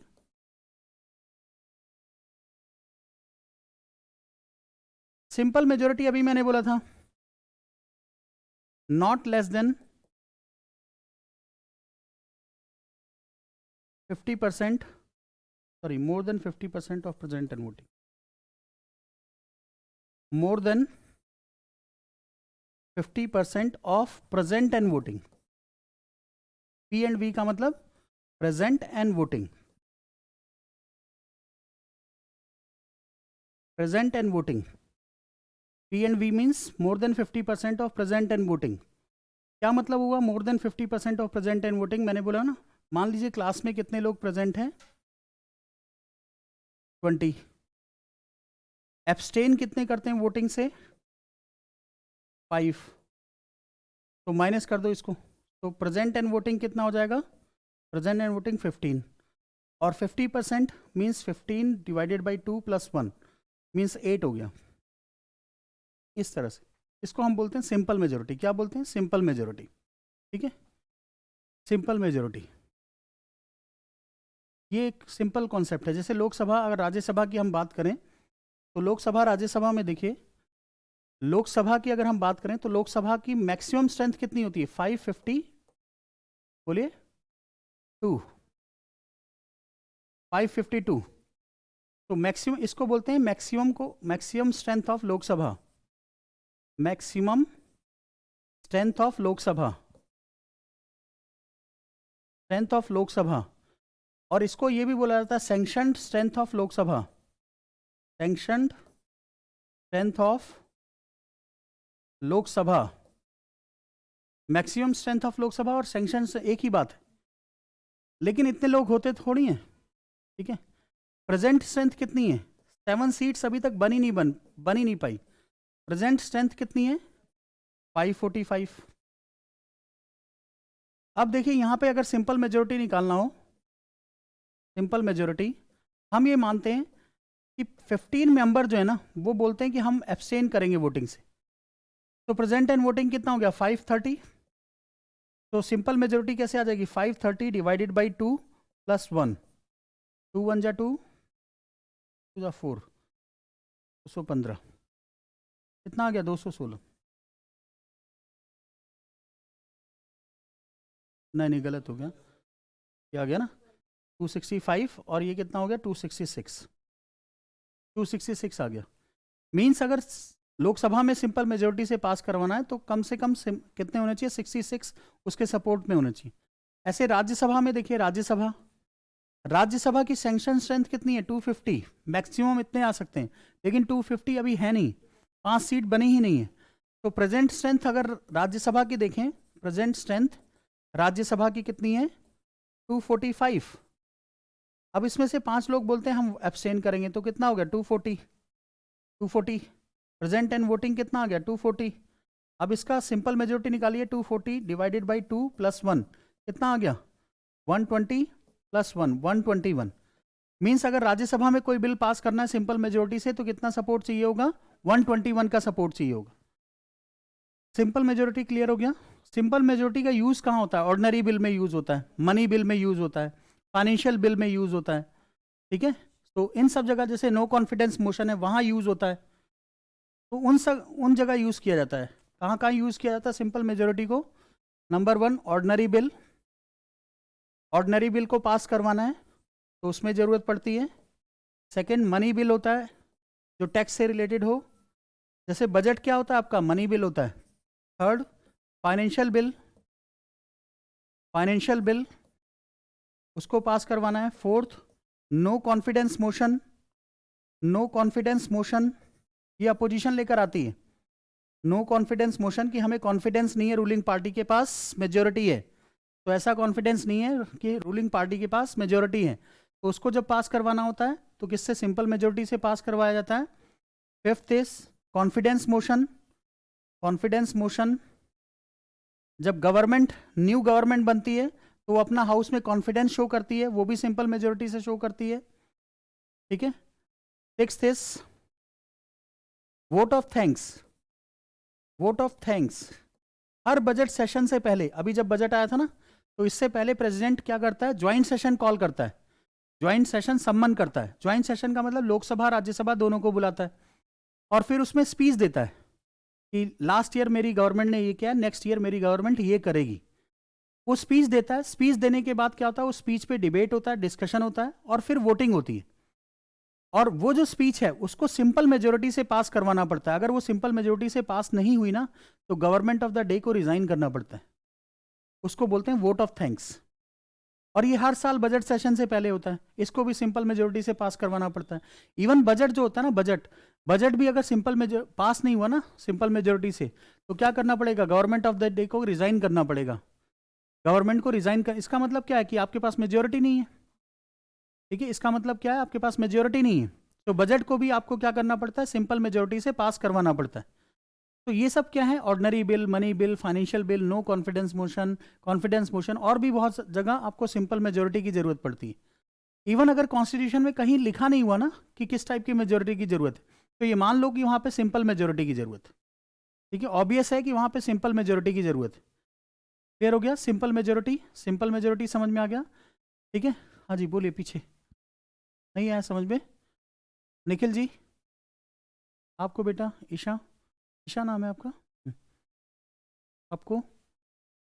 आपको बेटा खुशी? ओके, समझ में आ गया? मैं पूछ लूँ, ठीक है। हाँ जी बोलिए। सर अगर ये जो आपने जैसे प्रेजेंट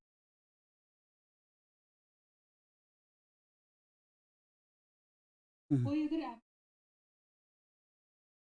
तो भी नहीं माना जाएगा बेटा। जैसे मान लो एब्सेंट है, मान लो इस क्लास की स्ट्रेंथ कितनी है 20 मैक्सिमम स्ट्रेंथ है। 20 अगर मैक्सिमम स्ट्रेंथ है और 5 पर्सन आए, उन्होंने बोला कि हम जो है ना बैठे रहेंगे, डिबेट डिस्कशन करेंगे, वोटिंग में पार्टिसिपेट नहीं करेंगे, तो और 5 लोगों ने ये बोल दिया कि हम क्या करेंगे, हम आएंगे ही नहीं, 5 लोग आए ही नहीं, तो आज की डेट में प्रेजेंट एंड वोटिंग कितने हो गए 10। प्रेजेंट एंड वोटिंग का मतलब जो प्रेजेंट भी हो और वोटिंग में भी पार्टिसिपेट कर रहे हो। में नहीं नहीं, ऐसा कुछ नहीं है, ऐसा कुछ नहीं है। प्रेजेंट कम होंगे, मान लो 10 हो गए, अब प्रेजेंट एंड वोटिंग इस सिनेरियो में कितना हो गया 10, तो 10 डिवाइडेड बाई 2 + 1 कितना हो गया 6। ठीक है, तो प्रेजेंट एंड वोटिंग का मतलब प्रेजेंट भी होना चाहिए, एब्सेंट नहीं होना चाहिए, प्रेजेंट होना चाहिए और वोट भी करे। कई लोग होते हैं प्रेजेंट होते हैं लेकिन वोट में पार्टिसिपेट नहीं करते, तो वो प्रेजेंट एंड वोटिंग में काउंट नहीं होंगे। ईशा बेटा समझ में आया, आ गया? सिंपल मेजोरिटी है, और सिंपल मेजोरिटी जहां भी कॉन्स्टिट्यूशन साइलेंट हो जाता है ना कि यहां किस टाइप की मेजोरिटी यूज होगी, तो वहां पे ये मान लीजिए किस टाइप की मेजोरिटी यूज होगी, सिंपल मेजोरिटी यूज होगी। डाउट ही नहीं रखना, ठीक है, सिंपल मेजोरिटी। इसमें कोई डाउट है? वोट ऑफ थैंक्स समझ में आ गया? वोट ऑफ थैंक्स क्या होता है बेटा? हाँ कुछ अच्छा, वोट ऑफ थैंक्स क्या होता है? हर साल जब बजट आता है ना, बजट से पहले प्रेसिडेंट क्या करता है, ज्वाइंट सेशन सम्मन करता है। ज्वाइंट सेशन सम्मन करने का मतलब बुलाता है। ज्वाइंट सेशन मतलब लोकसभा राज्यसभा को एक सेंट्रल हॉल होता है, उसमें बुलाता है। तो ज्वाइंट सेशन सम्मन करता है, फिर एक स्पीच पढ़ता है, स्पीच पढ़ता है, स्पीच पढ़ने के बाद फिर उस स्पीच की एक एक फोटोकॉपी सबके पास चली जाती है। आजकल तो सब डिजिटल हो रहा है, तो मोबाइल पे कर देते होंगे।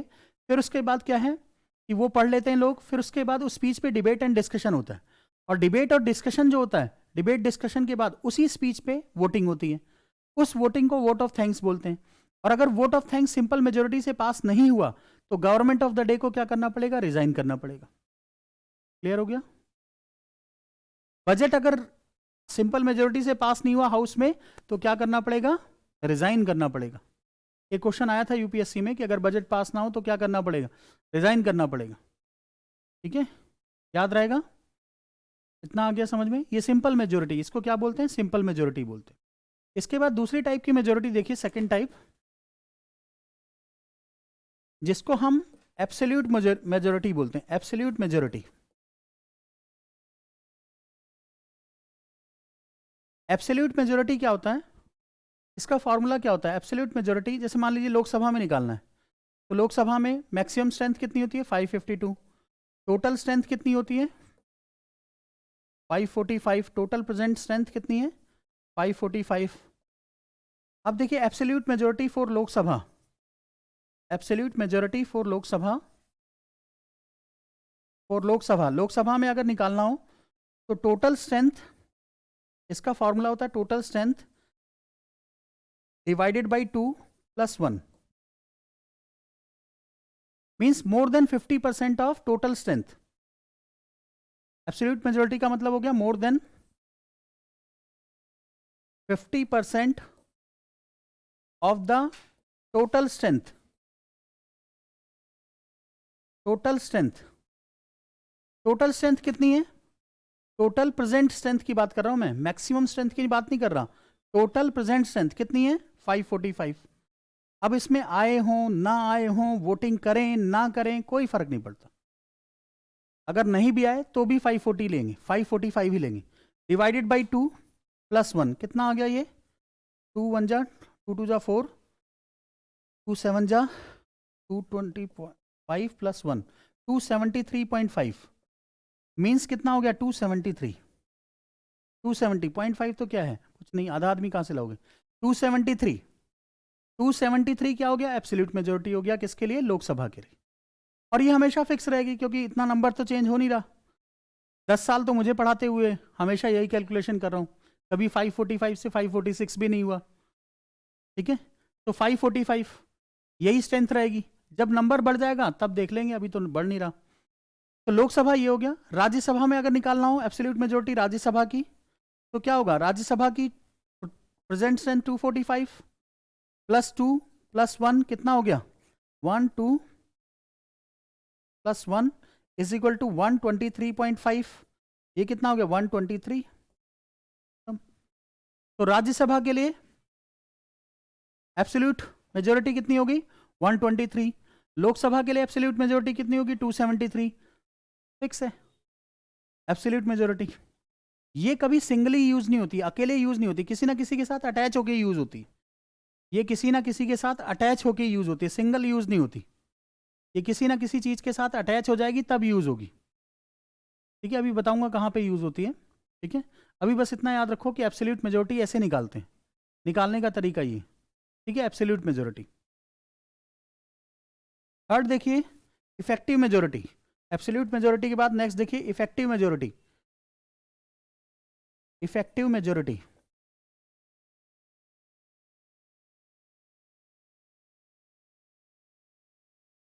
इफेक्टिव मेजोरिटी क्या होती है? मान लीजिए राज्यसभा की मैक्सिमम स्ट्रेंथ कितनी है 250, प्रेजेंट स्ट्रेंथ कितनी है 245, टोटल स्ट्रेंथ है 245।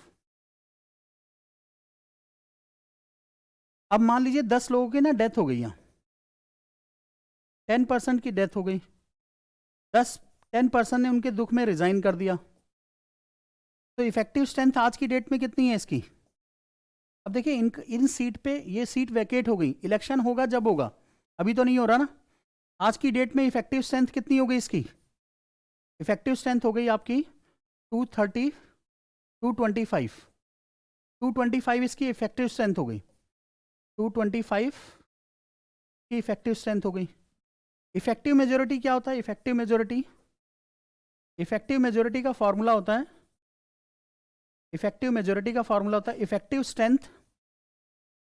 Effective strength divided by 2 + 1।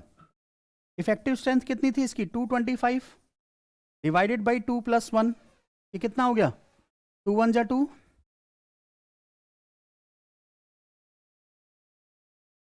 112.5 + 1 113। बस ऐसे निकालते हैं इफेक्टिव मेजोरिटी। इफेक्टिव मेजोरिटी का ये फॉर्मूला होता है। क्लियर हो गया? इतना समझ में आ गया? ठीक है, इफेक्टिव मेजोरिटी बोलते हैं, इस तरह से निकाला जाता है। ये बार बार यूज करूंगा मैं। हाँ बेटा, टोटल स्ट्रेंथ मैक्सिमम, वहाँ नोट्स को कट कर देना। ठीक है, टोटल स्ट्रेंथ लेनी है। ठीक है, क्लियर हो गया? इसके बाद नेक्स्ट देखिए, इफेक्टिव मेजोरिटी ये हो गई। इसके बाद लिखिए नेक्स्ट, ये इतना समझ में आ गया। 3 टाइप की मेजोरिटी आपने समझ ली, simple majority, absolute majority, effective majority. Effective majority use कहाँ होती है? Removal of vice president,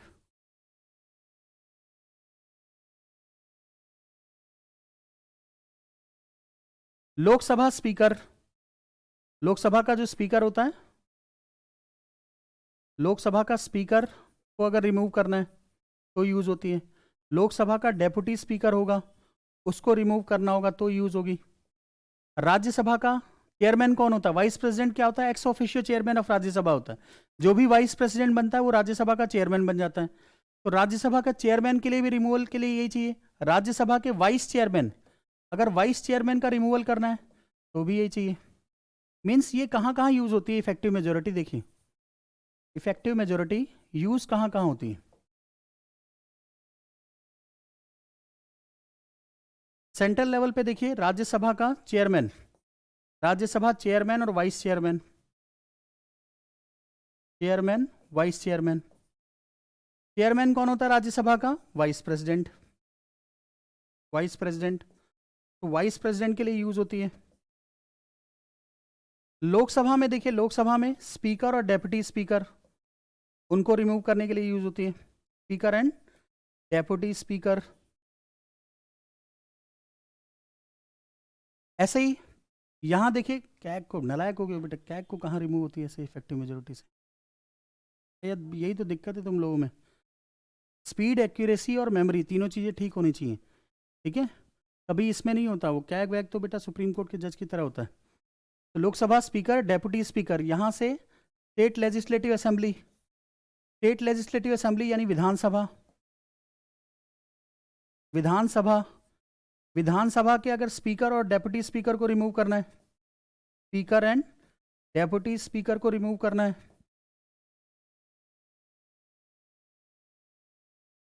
state legislative council, जिसको विधान परिषद बोलते हैं, विधान परिषद बोला जाता है, इसके चेयरमैन और वाइस चेयरमैन को रिमूव करना है। चेयरमैन एंड वाइस चेयरमैन को रिमूव करना है, वाइस चेयरमैन। तो इन सब केसेस में आपको क्या चाहिए? इफेक्टिव मेजोरिटी की जरूरत, इफेक्टिव मेजोरिटी की जरूरत। और जैसे वाइस प्रेसिडेंट को रिमूव करना होता है ना, तो वाइस प्रेसिडेंट जो रिमूव होता है वो वाइस प्रेसिडेंट क्या होता है? राज्यसभा का चेयरमैन होता है। तो जिस हाउस का चेयरमैन है वहां पे तो इफेक्टिव मेजोरिटी चाहिए, और वो फिर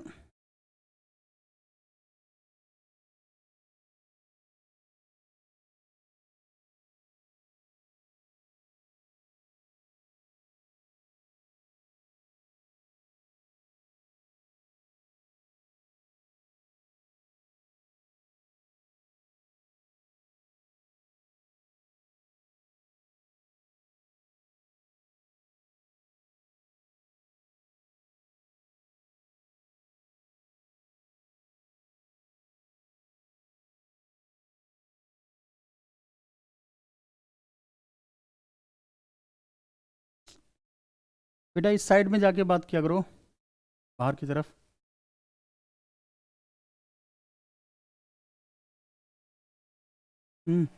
बाहर जाके बात किया करो, यहाँ नहीं, इस साइड में। तो देखिए बेटा, राज्यसभा का चेयरमैन कौन होता है? एक्स ऑफिशियो चेयरमैन को, एक्स ऑफिशियो का मतलब होता है vice president. Vice president is the ex officio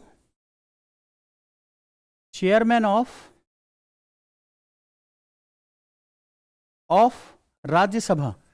Rajya Sabha का एक्स ऑफिशियो चेयरमैन होता है। एक्स ऑफिशियो वर्ड का मतलब है जो भी वाइस प्रेसिडेंट बनेगा वो चेयरमैन बन जाएगा, तो बाय डिफॉल्ट बन जाएगा। बाय डिफॉल्ट एक्स ऑफिशियो का मतलब यही होता है, जो भी प्रेसिडेंट वाइस प्रेसिडेंट बनेगा वो राज्यसभा का चेयरमैन बन जाएगा। और राज्यसभा के चेयरमैन को हटाने के लिए, राज्यसभा का चेयरमैन है तो जो बिल होगा इंट्रोड्यूस वो राज्यसभा में इंट्रोड्यूस होगा, तो राज्यसभा में क्या चाहिए आपको? इफेक्टिव मेजोरिटी चाहिए। और फिर वो बिल किसके पास? राज्यसभा के बाद कहाँ जाएगा? लोकसभा में। वहां पे सिंपल मेजोरिटी चाहिए, दूसरे हाउस में सिंपल मेजोरिटी चाहिए। जिस हाउस का बंदा है वो, वहां पे इफेक्टिव मेजोरिटी चाहिए और दूसरे हाउस में सिंपल मेजोरिटी चाहिए। जैसे दूसरा, अब ये से वाइस चेयरमैन है, वाइस चेयरमैन को रिमूव करना है तो यहाँ पे राज्यसभा में इफेक्टिव मेजोरिटी चाहिए, लोकसभा में सिंपल मेजोरिटी चाहिए। अब ये देखिए, लोकसभा का स्पीकर है, लोकसभा में क्या चाहिए? Effective majority. राज्यसभा में जब बिल जाएगा तो क्या होगा? Simple majority. ठीक है, अपने हाउस में इफेक्टिव मेजोरिटी, दूसरे हाउस में सिंपल मेजोरिटी। ऐसे ये स्टेट लेजिस्लेटिव असेंबली है, यहां पे क्या चाहिए? स्पीकर को रिमूव करने के लिए इफेक्टिव मेजोरिटी। जब ये दूसरे हाउस में जाएगा विधान परिषद में तो वहां सिंपल मेजोरिटी। ठीक है, अपने हाउस में उसको इफेक्टिव मेजोरिटी चाहिए और दूसरे हाउस में क्या चाहिए? उसको सिंपल मेजोरिटी चाहिए। ठीक है, तो इस तरह से होता है। इफेक्टिव मेजोरिटी समझ गए? नहीं समझ में आया आप बेटा? ठीक, तो ये इफेक्टिव मेजोरिटी है, इफेक्टिव मेजोरिटी, इसको इफेक्टिव मेजोरिटी बोला जाता है। इसके बाद देखिए next is special majority. Special majority,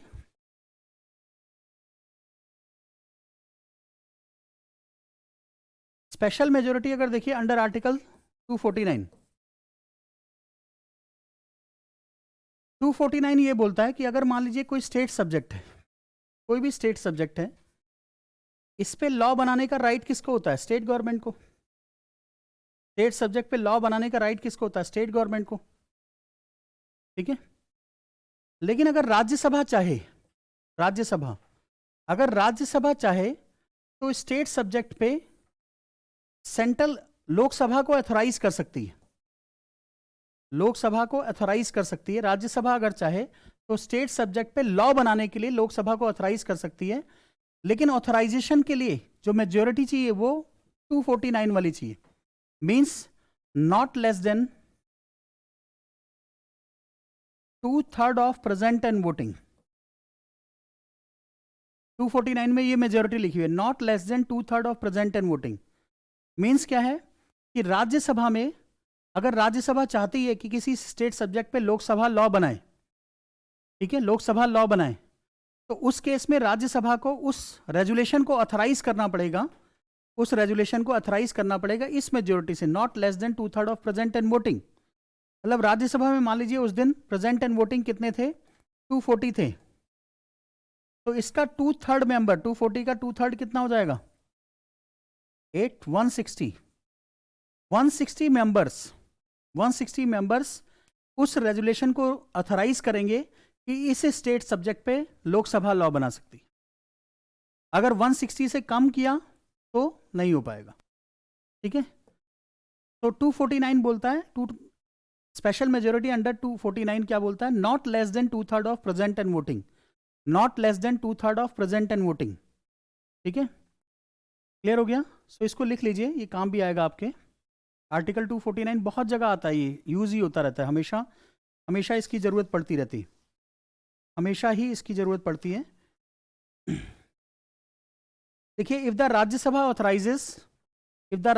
authorises the parliament, parliament मतलब लोकसभा, ब्रैकेट में लिखना Lok Sabha, if the Rajya Sabha authorises the parliament to make a law on subject mentioned in the state list, on subject mentioned in the state list, on the ground of national interest, on the ground of national interest, the Lok Sabha can make law on that subject, but the resolution of the Rajya Sabha, but the resolution RESOLUTION, but the resolution of the Rajya Sabha has to be passed by special majority, has to be passed by special majority, not less than 2/3 of present and voting, not less than 2/3 of present and voting, not less than present and voting, 2/3 of present and voting।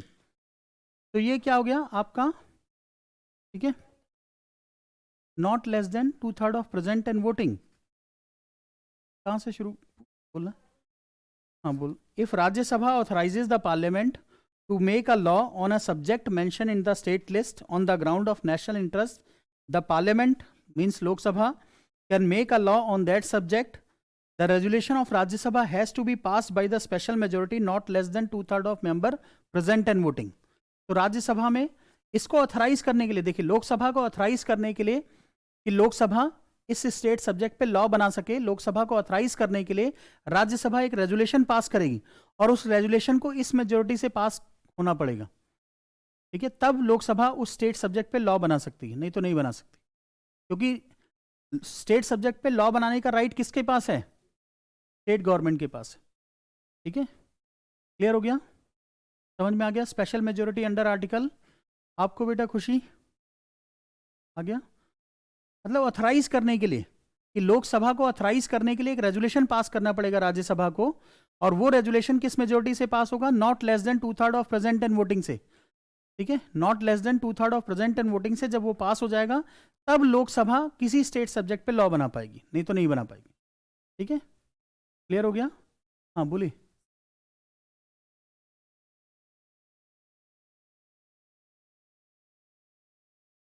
बेटा वो तो union list पे, हाँ state list पे पहले authorisation चाहिए राज्यसभा से, हाँ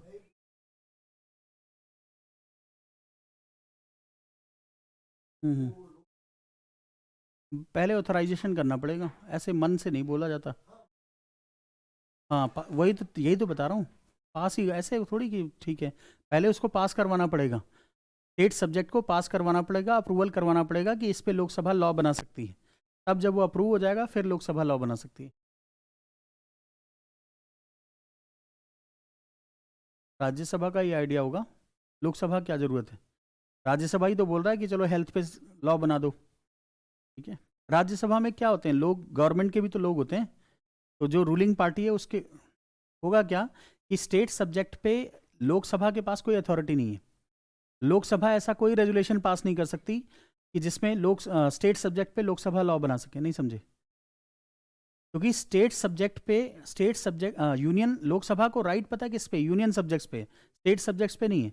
अगर स्टेट सब्जेक्ट पे वो लॉ बनाना चाहती है तो पहले एक रेजुलेशन पास करवाना पड़ेगा लोकसभा में, और लोकसभा थोड़ी राज्यसभा में पास करवाना पड़ेगा। राज्यसभा एक रेजुलेशन पास करेगी और इस मेजोरिटी से पास करेगी, और फिर उसके बाद वो स्टेट सब्जेक्ट पे लॉ बना सकता है, नहीं तो नहीं बना सकता। अब वो ठीक है, मोदी अपने किसी मिनिस्टर को बोलेगा कि यार तुम ऐसा रेजुलेशन वहाँ लेकर आना और पास करवा देना, फिर हम उस पर लॉ बना देंगे। जैसे एग्रीकल्चर सब्जेक्ट क्या है, एग्रीकल्चर जो सब्जेक्ट है वो स्टेट सब्जेक्ट है। अब एग्रीकल्चर पे सेंट्रल गवर्नमेंट ने लॉ बना दिया ना लॉ, ये राज्यसभा से ऑथराइज हुआ होगा, फिर उसके बाद इसने लॉ बनाया। ठीक है, कुछ ऐसे आर्टिकल्स हैं, ठीक है, कॉन्स्टिट्यूशन में, जिनकी वजह से ये बनते। ठीक है, तो आर्टिकल 249 की मेजोरिटी याद रखना, not less than 2/3 of present and voting, याद रहेगा। इसके बाद नेक्स्ट देखिए, special majority under article 368। Article 368, इसमें ना दो प्रोविजन होते हैं। First is not less than 2/3 of present and voting, और दूसरा होता है एब्सोल्यूट मेजोरिटी। दूसरा होता है एब्सोल्यूट मेजोरिटी। एब्सोल्यूट मेजोरिटी, अब देखिए मान लीजिए कॉन्स्टिट्यूशन अमेंडमेंट बिल, इस मेजोरिटी से किसी चीज को पास करना है, तो लोकसभा की बात करते हैं। लोकसभा में पहले हम मान लेते हैं 2/3 ऑफ 540 प्रेजेंट एंड वोटिंग थे, तो इसका 2/3 निकालिए, कितना हो जाएगा? 3 1 3 38 360, कैलकुलेशन की 360। सेकंड, एब्सोल्यूट मेजोरिटी कितना होगा लोकसभा का? वो तो हमेशा फिक्स होता है, 545 डिवाइडेड बाई 2 + 1 273, अभी निकाला था मैंने, आ गया कैलकुलेशन। इन दोनों में हाईएस्ट क्या होगा? 360। सो इन दोनों में जो हाईएस्ट है 360, उसको मान लेंगे। तो मीन्स अगर कॉन्स्टिट्यूशन अमेंडमेंट बिल को पास करना है तो कितने का सपोर्ट चाहिए लोकसभा में? 360 का। कितने का सपोर्ट चाहिए? 360 का, इस केस में। लेकिन अगर केस चेंज हो जाए, मान लो लोकसभा में उस दिन सिर्फ 180 मेंबर्स प्रेजेंट थे, प्रेजेंट एंड वोटिंग सिर्फ 180 थे, तो ये कैलकुलेशन कितनी आ जाएगी? 60 120, और एब्सोल्यूट मेजोरिटी तो हमेशा लोकसभा की क्या होती है? 545 डिवाइडेड बाई 2 + 1, कितना आ गया? 273। अब इन दोनों में हाईएस्ट नंबर क्या है? 273। मींस कॉन्स्टिट्यूशन अमेंडमेंट बिल को अगर लोकसभा में पास होना है इस केस में, तो कितने लोगों का सपोर्ट चाहिए? 273। अब आप ये बताइए, कभी ऐसा हो सकता है कि 273 से कम में कॉन्स्टिट्यूशन अमेंडमेंट बिल पास हो जाए? नहीं। क्यों? क्योंकि ये तो हमेशा 273 रहेगा। इससे अगर ऊपर नंबर होता है तब तो ठीक है, उतना नंबर चाहिए, लेकिन अगर इससे कम होता है तो हमेशा कितना चाहिए होगा? 273। मींस एब्सोल्यूट मेजोरिटी पता है क्या करती? लोअर लिमिट फिक्स करने के काम आती। लोअर लिमिट फिक्स करती कि इससे कम में तो पास हो ही नहीं सकता। तो मैंने बोला था ना कि एब्सोल्यूट मेजोरिटी कभी सिंगली यूज नहीं होती, किसी के साथ अटैच होकर यूज होती। तो देख रहे हैं इसमें अटैच होकर यूज हो रही है। 249 के साथ इसको अटैच कर दिया एब्सोल्यूट मेजोरिटी को, 368 बन गया। ये तो व्हाट, ये तो 249 है ऊपर वाला, ये इसमें एब्सोल्यूट मेजोरिटी ऐड कर दिया तो 368 की मेजोरिटी बन गई। ऐसे राज्यसभा में भी ऐसे ही होगा। मान लीजिए राज्यसभा में आपको देखना है, तो राज्यसभा में देखिए, राज्यसभा में अगर देखिए, राज्यसभा में 2/3 ऑफ प्रेजेंट एंड वोटिंग, मान लीजिए उस दिन प्रेजेंट थे 240, तो कितना आ गया? 80 160। सेकेंड, एब्सोल्यूट मेजोरिटी कितनी होती है राज्यसभा की? 245 डिवाइडेड बाई 2 + 1 123। इन दोनों में हाईएस्ट क्या है? ये, तो इतना सपोर्ट चाहिए होगा। दूसरा केस राज्यसभा में क्या हो सकता है? 2/3 ऑफ, मान लीजिए उस दिन सिर्फ 60 मेंबर्स प्रेजेंट थे, तो 60 का कितना हो गया? 20 40, और सेकंड एब्सोल्यूट मेजोरिटी 123 होती है, हमेशा ही होती है, तो ये कितना आ गया? 123। मींस एब्सोल्यूट मेजोरिटी क्या करेगी? राज्यसभा में कॉन्स्टिट्यूशन अमेंडमेंट बिल पास करने के लिए मिनिमम लिमिट इंपोज कर देगी कि इससे कम में तो पास ही नहीं होगा। ठीक है, इससे कम में पास, इसलिए एब्सोल्यूट मेजोरिटी क्या करती है? लिख लीजिए, absolute majority imposes lower limit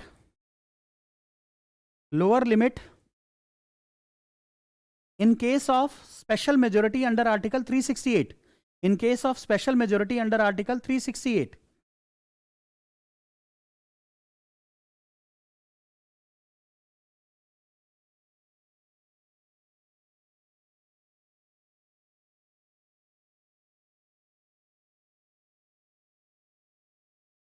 अब ये स्पेशल मेजोरिटी कहाँ कहाँ यूज होती है 368 वाली, इसके यूजेस देखिए कहाँ कहाँ यूज होती है। नंबर 1 कॉन्स्टिट्यूशनल अमेंडमेंट के लिए यूज होती है, कॉन्स्टिट्यूशनल अमेंडमेंट वहां यूज होती है। Second, removal of supreme court high court जजेस, उनको रिमूव करने में यूज होती है। थर्ड, रिमूवल ऑफ कैग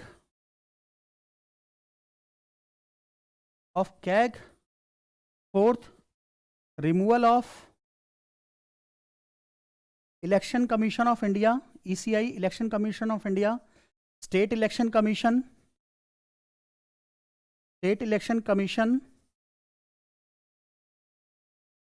ठीक है, election commission of India, state election commission. Removal of CAG, CAG का मतलब होता है कंट्रोलर ऑडिटर जनरल, ऑडिट करता है सारे अकाउंट को, controller auditor general.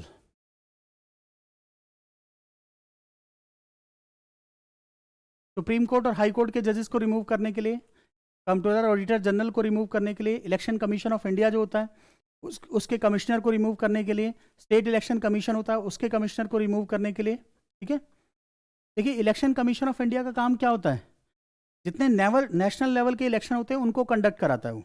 State election commission का काम क्या होता है, state election commission of India, state election commission किसके इलेक्शन कराता है, पंचायत के, म्यूनसिपैलिटीज के। स्टेट इलेक्शन कमीशन किसके, लोकल बॉडीज के इलेक्शन कराता है। लोकल बॉडीज में पंचायत आ जाती है और म्यूनसिपैलिटीज, वार्ड के इलेक्शन होते हैं ना, म्यूनसिपैलिटीज इनके इलेक्शन कंडक्ट कराता है। म्यूनसिपैलिटीज पंचायत के इलेक्शन कंडक्ट कराता है, म्यूनसिपैलिटीज के इलेक्शन कंडक्ट कराता है। तो स्टेट इलेक्शन कमीशन ये भी एक कॉन्स्टिट्यूशनल बॉडी है, सिर्फ इन्हीं के इलेक्शन कंडक्ट कराता है। एमपी एमएलए के इलेक्शन कौन कंडक्ट कराता है, इलेक्शन कमीशन ऑफ इंडिया। ठीक है, विधानसभा का इलेक्शन, विधान परिषद का इलेक्शन, लोकसभा का इलेक्शन, राज्यसभा का इलेक्शन, ये सब कौन कंडक्ट कराता है, election commission of India conduct कराता है। ठीक है, लेकिन जो लोकल बॉडीज होती हैं, जैसे यूपी में पंचायत का इलेक्शन हो रहा है तो वहाँ स्टेट इलेक्शन कमीशन कराएगा। और state election commission single member body होती है, एक ही मेंबर होता है, एक ही आदमी होता है बस, स्टेट इलेक्शन कमिश्नर बोलते हैं उसको। और स्टेट इलेक्शन कमिश्नर को अपॉइंट कौन करता है, गवर्नर।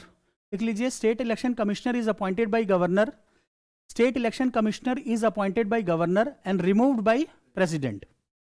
कौन रिमूव करता है उसको, प्रेसिडेंट रिमूव करता है। State election commissioner is appointed by governor and removed by president, removed by president. तो ये था आपका यूजेस ऑफ 368 को कहाँ कहाँ यूज करते हैं। इसके बाद थर्ड टाइप की स्पेशल मेजोरिटी होती है अंडर आर्टिकल 61। ये जो आर्टिकल 61 होते हैं ये यूज होते हैं इम्पीचमेंट ऑफ प्रेसिडेंट, प्रेसिडेंट को हटाने के लिए इम्पीचमेंट ऑफ प्रेसिडेंट में यूज होती है स्पेशल मेजोरिटी अंडर आर्टिकल 61। इसमें क्या होता है, इसमें 2/3 of total strength of Lok Sabha, 2/3 of total strength of Rajya Sabha, आए ना आए इससे कोई फर्क नहीं पड़ता, टोटल स्ट्रेंथ ऑफ राज्यसभा। अब लोकसभा की टोटल स्ट्रेंथ कितनी है, टोटल स्ट्रेंथ की बात कर रहा हूं, मैक्सिमम स्ट्रेंथ की नहीं। टोटल स्ट्रेंथ लोकसभा की कितनी है, 545। कितनी है, 545। तो 545 ये निकाल लीजिए।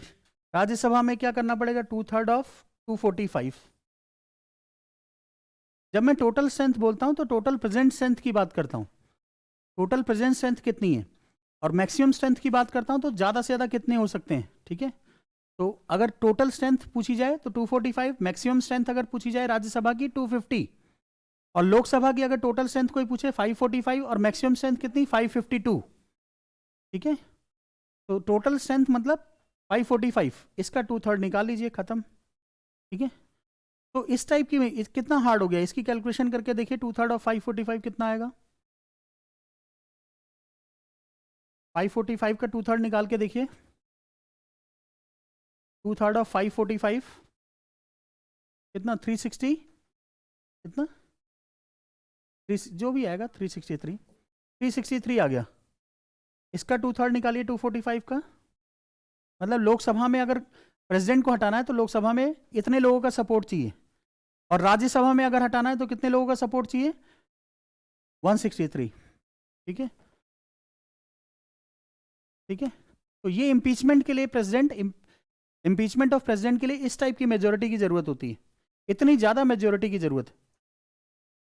तो 3 टाइप की स्पेशल मेजोरिटी होगी। स्पेशल मेजोरिटी अंडर आर्टिकल 249 क्या बोलती है? Not less than 2/3 of present and voting.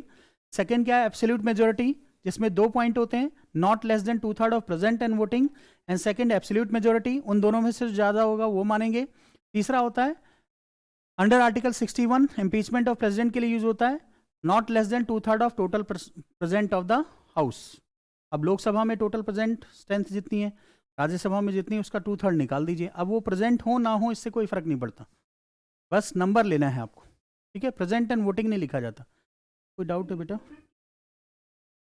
हाँ बिल्कुल नहीं नहीं, प्रेसिडेंट के इम्पीचमेंट को लोकसभा राज्यसभा कहीं भी शुरू किया जा सकता है, कहीं भी शुरू किया जा सकता है। हाँ, वायलेशन ऑफ द कॉन्स्टिट्यूशन। हाँ नहीं नहीं, राज्यसभा भी इंट्रोड्यूस कर देता है, कोई ऐसी दिक्कत नहीं है, कोई भी कर सकता है, लोकसभा में भी राज्यसभा में कहीं भी इंट्रोड्यूस हो सकता है। क्या डाउट है बेटा? पूछो। नहीं मैं पूछूंगा। हाँ पूछो, पूछो बेटा, मुझे कुछ लग रहा है चेहरे से, कुछ नहीं समझ में। कुछ ज़्यादा पढ़ लिया बेटा? अभी तो ये कुछ भी नहीं है, तो एक ही चैप्टर। अच्छा हाँ, अभी शुरू किया ना, इसलिए कोई डरने की ज़रूरत नहीं है अभी ना। इसको मैं हमेशा बताता रहूँगा, ये आज आपने पढ़ा है ना, इतनी बार यूज़ होगा, इतनी बार यूज़ होगा कि हर बार ही बताऊँगा मैं। अभी जब प्रेसिडेंट पढ़ाऊँगा तब भी बताऊँगा, सेम चीज़ बताऊँगा मैं। तो इतनी बार पढ़ाऊँगा कि ये नॉर्मल हो जाएगा। ठीक है, आज पहली बार सुन रहे हो तो इसलिए भारी लग रहा होगा। स्पेशल सिंपल मेजोरिटी क्या है, एब्सोल्यूट मेजोरिटी क्या है, इफेक्टिव मेजोरिटी क्या है, ये स्पेशल मेजोरिटी, 3 टाइप की स्पेशल मेजोरिटी है। तो ऐसा लग गया होगा कि 1 टन का वेट डाल दिया है दिमाग पे। ऐसा कुछ नहीं है, ये नॉर्मल चीज़ें हैं। ठीक है, अभी इसके बाद ना ये बार बार मैं बताऊंगा, बार बार इसको यूज़ करता रहूँगा। जब जैसे बार बार यूज़ करूँगा, जैसे आप हैं, अब आपका नाम क्या है बेटा? मनीषा। अब आज मैं पहली बार सुन रहा हूँ, रोज़ रोज़ बोलूँगा तो क्या हो जाएगा, सब लोग जान जाएंगे, नॉर्मल हो जाएगा। आज पहली बार थोड़ा भारी लगेगा, किसी को याद करने में भी हो सकता है नाम ही ना याद रहे, 2-3 दिन याद ही नहीं रहे, फिर 2-3 दिन के बाद जब सब लोग बोलना शुरू कर देंगे तो नॉर्मल हो जाएगा, सब नॉर्मल। ये सब चीज़ें पूरा जब तक कॉन्स्टिट्यूशन पढ़ते रहोगे ना तब तक यूज़ होनी है, ये बेसिक है। Simple majority, absolute majority, effective majority, special majority under article 249, 61, 368, ये बार बार यूज़ होना है, और बार बार मैं ऐसे ही एक्सप्लेन करूँगा, तो वो चीज़ें आपको रट जाएंगी, ऐसा नहीं होगा। ठीक है, तो आज पहली बार लग रहा होगा कि हाँ लोड ज़्यादा है, लेकिन ऐसा कुछ नहीं है। ठीक है, फिर ये नॉर्मल हो जाएगा आपके लिए। ठीक, चलिए बेटा, इतना इतना कर लेना है आपको, कल मैं फिर बताऊंगा। ठीक है, तो रिवीजन हो जाएगा, जब मैं थोड़ा सा और बताऊंगा तो रिवाइज हो जाएगा। ले, टेंशन नहीं लेना इतना। हाँ जी, A4 साइज की शीट पे करके देने हैं, सबमिट करने। असाइनमेंट A4 साइज की जो शीट होती है ना, प्लेन शीट, अभी बता देता हूँ, आप मिलना मेरे को, आप मिलना, आप भी मिल लेना। ठीक है, दोनों मिलना। आप बेटा खुशी मेरे को मिल के जाना। ठीक है, हाँ।